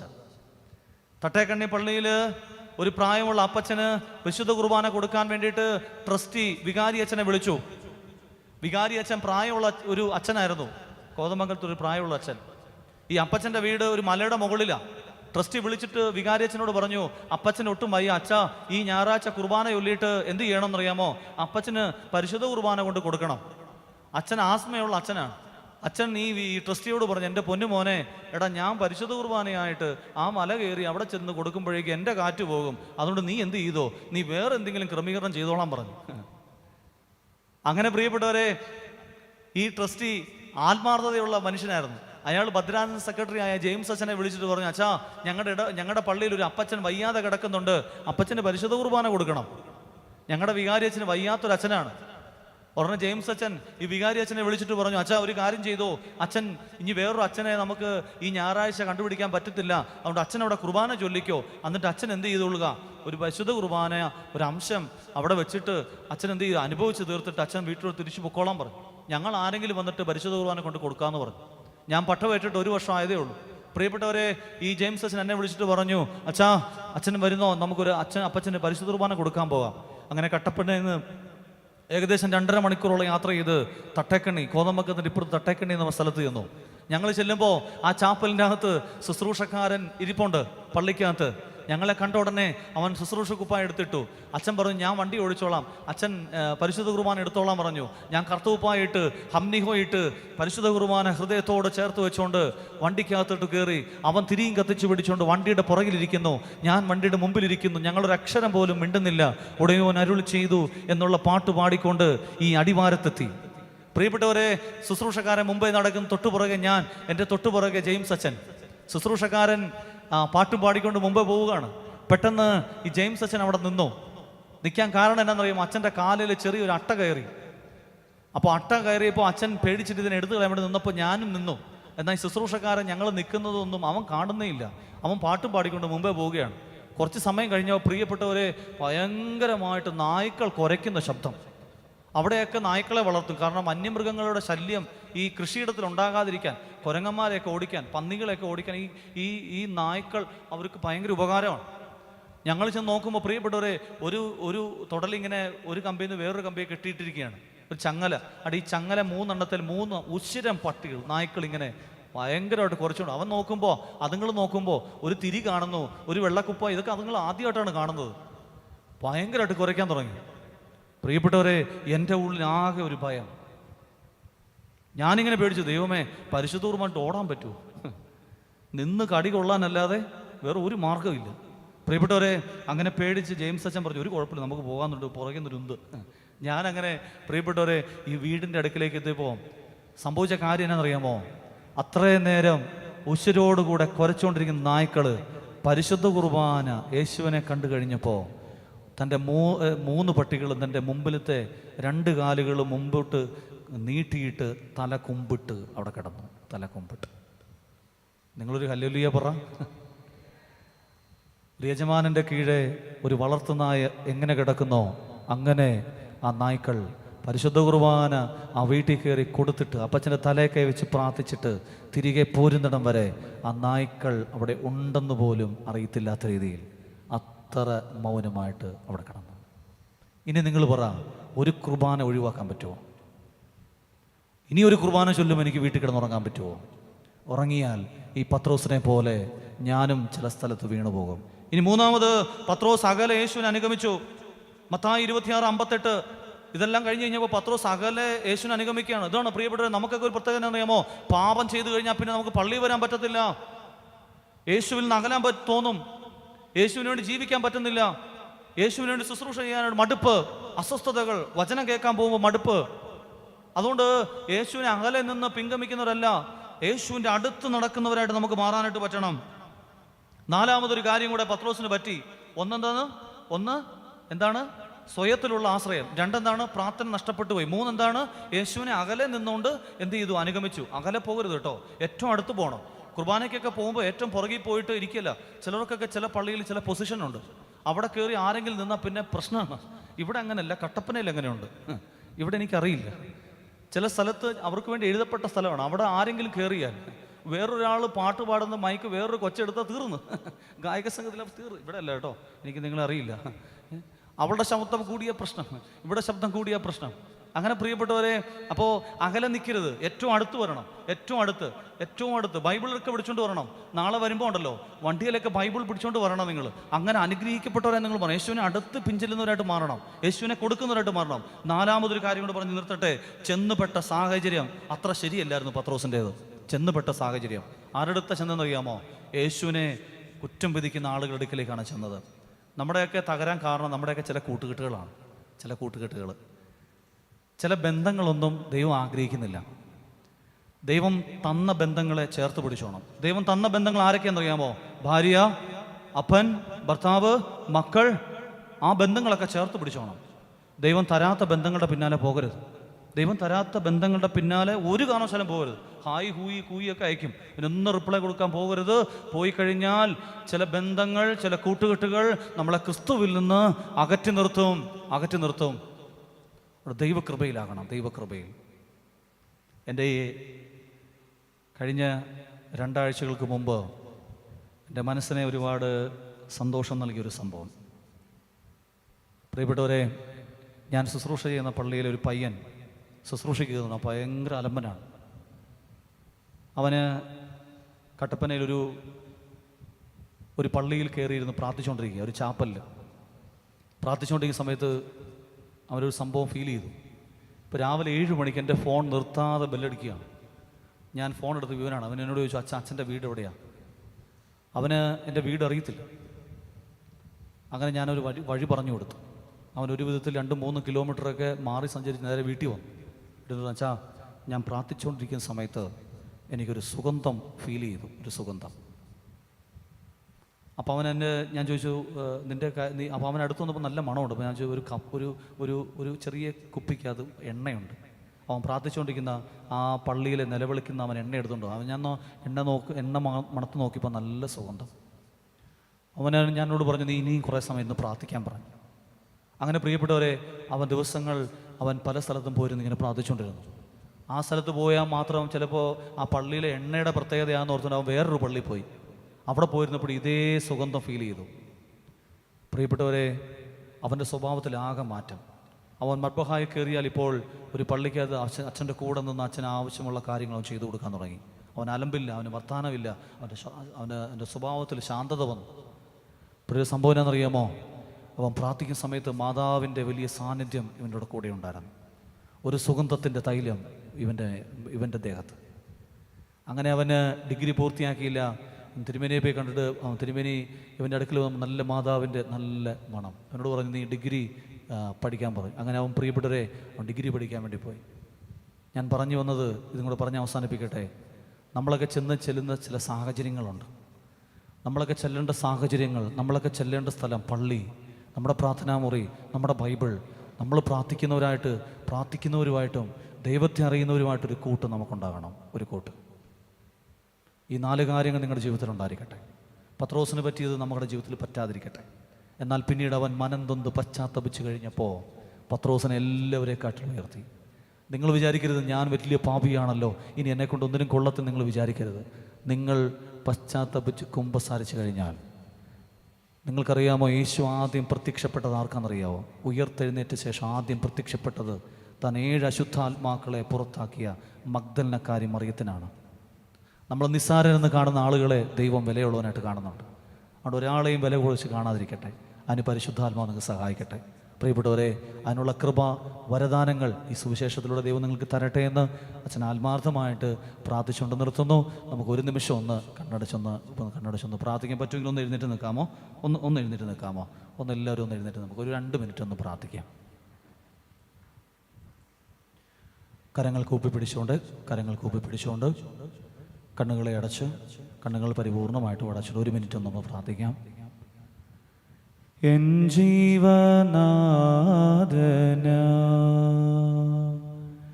എൻ പ്രിയ യേശുവേ,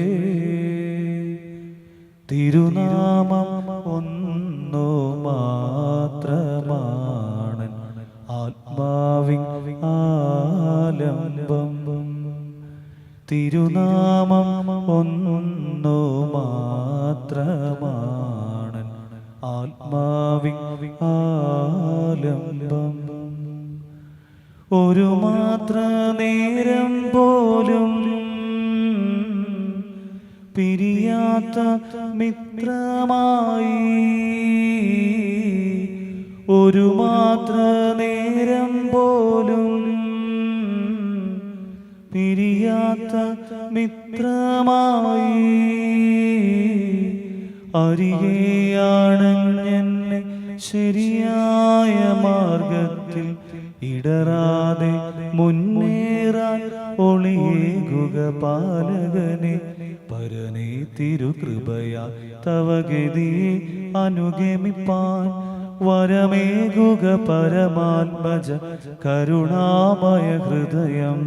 പരനേ തിരുകൃപയാൽ തവ ഗതിയെ അനുഗമിപ്പാൻ വരമേകുക പരമാത്മജ കരുണാമയ സദയം. എൻ ജീവനാഥന എൻ പ്രിയ യേശുവേ, തിരുനാമം ഒന്നു മാത്രമാണ് ആത്മാവിൻ ആലംബം. വചനത്തിനാഴങ്ങളിൽ വേരൂന്നി പുഷ്ടി വയ്പാൻ, വചനത്തിൻ ആഴങ്ങളിൽ വേരൂന്നി പുഷ്ടി വയ്പാൻ, ഇലവാടാത്തരുവായി സഹചർക്കു താങ്ങായി തണലായി സൗരഭമായി തത്സമയ ഫലമേകാൻ പരനേ തിരുകൃപയാ തവ ഗതിയെ അനുഗമിപ്പാൻ വരമേകുക പരമാത്മജ കരുണാമയ സദയം. എൻ ജീവനാഥന എൻ പ്രിയ യേശുവേ, തിരുനാമം ഒന്നു മാത്രമാണ് ആത്മാവിൻ ആലംബം. കാരുണ്യവാനായ കർത്താവേ, സ്നേഹനിധിയായ ഞങ്ങളുടെ ദൈവമേ, അങ്ങേ കൂടാതെ ഞങ്ങൾക്ക് ഈ ഭൂമിയിൽ ഒന്നും ആവുകയില്ലെന്ന് നിങ്ങൾ വിശ്വസിക്കുന്ന കർത്താവേ, അങ്ങ് ഞങ്ങളുടെ കൂടെയുണ്ടെങ്കിൽ എത്ര പ്രതികൂല സാഹചര്യത്തിലും അതിനെ അതിജീവിക്കുവാനുള്ള അഭിഷേകം ഞങ്ങൾക്ക് കിട്ടുമല്ലോ. കർത്താവേ, പരിശുദ്ധനായ പത്രോസ്ലീഹായ്ക്ക് അവരുടെ ജീവിതത്തിൽ വന്നുപോയ പരാജയങ്ങളെ ഉൾക്കൊണ്ടുകൊണ്ട് ആ പരാജയങ്ങൾ വീണു പോകാതെ അദ്ദേഹം വിജയത്തിലെത്തിയതുപോലെ പശ്ചാത്തപിച്ചുകൊണ്ട് ഒരു വിശുദ്ധ ജീവിതം നയിക്കുവാൻ ഈ പ്രിയപ്പെട്ട മക്കളെയും അടിയനെയും അനുഗ്രഹിക്കണമേ. കേൾപ്പിച്ച വചനത്തിനായി ദൂതനായി ഞങ്ങൾ അങ്ങേക്ക് നന്ദി പറയുന്നു. ഈ മക്കളെയെല്ലാം പ്രതി ഞങ്ങൾ അങ്ങേക്ക് നന്ദി പറയുമ്പോൾ സ്വർഗം തുറന്ന ഈ കുടുംബത്തെയും ഈ മക്കളെയെല്ലാം അനുഗ്രഹിക്കണമേ. ഇവരുടെ ഭവനങ്ങൾ അനുഗ്രഹിക്കപ്പെടട്ടെ, ഇവരുടെ മക്കൾ അനുഗ്രഹിക്കപ്പെടട്ടെ, ഇവരുടെ കൃഷിയിടങ്ങൾ, ഇവരുടെ ബിസിനസ് മേഖലകൾ എല്ലാം അനുഗ്രഹിക്കപ്പെടട്ടെ. കർത്താവ്, ഇവരുടെ വിദേശത്തുള്ള എല്ലാവരും അനുഗ്രഹിക്കപ്പെട്ടവരായി തീരുവാൻ പ്രാർത്ഥിക്കുന്നു. കർത്താവെ, കരഞ്ഞുകൊണ്ട് പ്രാർത്ഥിക്കുന്നവർ, കടബാധ്യതയുള്ളവർ, മദ്യപാനത്താൽ തകർന്നു പോയവർ, സാമ്പത്തിക ബുദ്ധിമുട്ട് അനുഭവിക്കുന്നവർ, രോഗശൈലിയിൽ കിടക്കുന്നവർ, പ്രിയപ്പെട്ടവരുടെ വേർപാട് മൂലം ബാധിക്കുന്നവർ, കർത്താവെ, മാനസിക വൈകല്യമുള്ളവർ, അങ്ങനെയുള്ള എല്ലാവരെയും ഈ സമയം ഓർക്കുന്നു. വിവാഹപ്രായമെത്തിയിട്ട് വിവാഹം നടക്കാത്തവർ, സ്വന്തമായിട്ട് ഭവനമില്ലാത്തവർ, കുഞ്ഞുങ്ങളില്ലാതെ ഭാരപ്പെടുന്ന ദമ്പതിമാർ, എല്ലാവരുടെ മേലും അങ്ങനെയുള്ള ആരെങ്കിലും ഈ കൂട്ടത്തിലുണ്ടെങ്കിൽ നസ്രയനായ യേശുവിൻ്റെ നാമത്തിൽ ഞങ്ങൾ അവർക്ക് വേണ്ടി പ്രാർത്ഥിക്കുന്നു. സ്വർഗം തുറന്ന് ഈ മക്കളുടെ മേൽ പരിശുദ്ധാത്മാവിനെ അയക്കണമേ എന്ന് പ്രാർത്ഥിക്കുന്നു. ഇവരും ഇവരുടെ തലമുറകളും ഇവരുടെ 7 തലമുറകൾ വരെ അനുഗ്രഹിക്കപ്പെട്ടതായി തീരട്ടെ. വിശുദ്ധ ജീവിതം നയിക്കാൻ ഇവരെ കൃപയുള്ളവരാക്കി തീർക്കണമേ. ഞങ്ങൾക്കല്ല കർത്താവേ, ഞങ്ങൾക്കല്ല, അങ്ങയുടെ കാരുണ്യത്തെയും വിശ്വസ്തത്തെയും പ്രതി അങ്ങയുടെ നാമത്തിനാണ് മഹത്വം നൽകപ്പെടേണ്ടത്. ഞങ്ങളോ പ്രയോജനമില്ലാത്ത ദാസന്മാരാകുന്നു. ശുശ്രൂഷ നിർവഹിച്ചു എന്ന് മാത്രമേ ഉള്ളൂ. പിതാവിൻ്റെയും പുത്രൻ്റെയും പരിശുദ്ധ റൂഹായുടെയും നാമത്തിൽ തന്നെ ആമേൻ. എല്ലാവർക്കും ഇരിക്കാം. കർത്താവിന് അനുഗ്രഹിക്കപ്പെട്ടവരെ, അനുഗ്രഹീതമായ ഈ സുവിശേഷ പന്തലിൽ ആയിരിക്കുവാൻ തക്കവണ്ണം ദൈവം കൃപ നൽകിയതിനെ ഓർത്ത് കർത്താവിനെ മഹത്വപ്പെടുത്തുന്നു. ബഹുമാനപ്പെട്ട ആമുഖ സന്ദേശം നടത്തിയ അച്ഛൻ പറഞ്ഞതുപോലെ 33 വർഷം, ഞാൻ ജനിച്ച വർഷം തുടങ്ങിയ ഈ സുവിശേഷ പന്തലിൽ 33 വർഷങ്ങൾക്ക് ശേഷം ഞാനിവിടെ സുവിശേഷം പറയാൻ വരുമ്പോൾ ഇന്നും ഇതിനൊരു മുടക്കം കൂടാതെ കൊണ്ടുപോകാൻ പറ്റുന്നത് ദൈവകൃപയുള്ളതുകൊണ്ട് മാത്രമാണ്. ഇതിൻ്റെ പിന്നിൽ പ്രവർത്തിക്കുന്ന യൂത്ത് അസോസിയേഷൻ പ്രവർത്തകരെ ഞാൻ ആത്മാർത്ഥമായിട്ട് അഭിനന്ദിക്കുന്നു. നിങ്ങൾ തുടർന്നും ഇങ്ങനെയുള്ള നല്ല കാര്യങ്ങൾ നിങ്ങൾ ചെയ്യണം. സുവിശേഷം ഒരുക്കാൻ നിങ്ങൾക്ക് എത്ര നഷ്ടം വന്നാലും ആ നഷ്ടം ദൈവം നമ്പുരാൻ നികത്തിക്കൊള്ളും. ഇനിയും ഇത് 33 അല്ല, 63, 83, 100 ഒക്കെ കഴിഞ്ഞ് വലിയ അഭിഷേകമായി തീരട്ടെ എന്ന് അച്ഛൻ ആത്മാർത്ഥമായിട്ട് പ്രാർത്ഥിച്ചുകൊണ്ട് നിർത്തുന്നു. നിങ്ങളെല്ലാവരും എനിക്ക് വേണ്ടി പ്രാർത്ഥിക്കണമെന്ന് സ്നേഹത്തോടെ ഓർമ്മിപ്പിക്കുന്നു. വിളിച്ച വികാരി അച്ഛനോടും സഹവികാരിമാരോടും ഓർപ്പിസ്കോപ്പ് അച്ഛന്മാരോടുമുള്ള നന്ദി സ്നേഹം അറിയിച്ചുകൊണ്ട് നിർത്തുന്നു. ദൈവതിരുനാമം മാത്രം മഹത്വപ്പെടുമാറാകട്ടെ. ആമേൻ.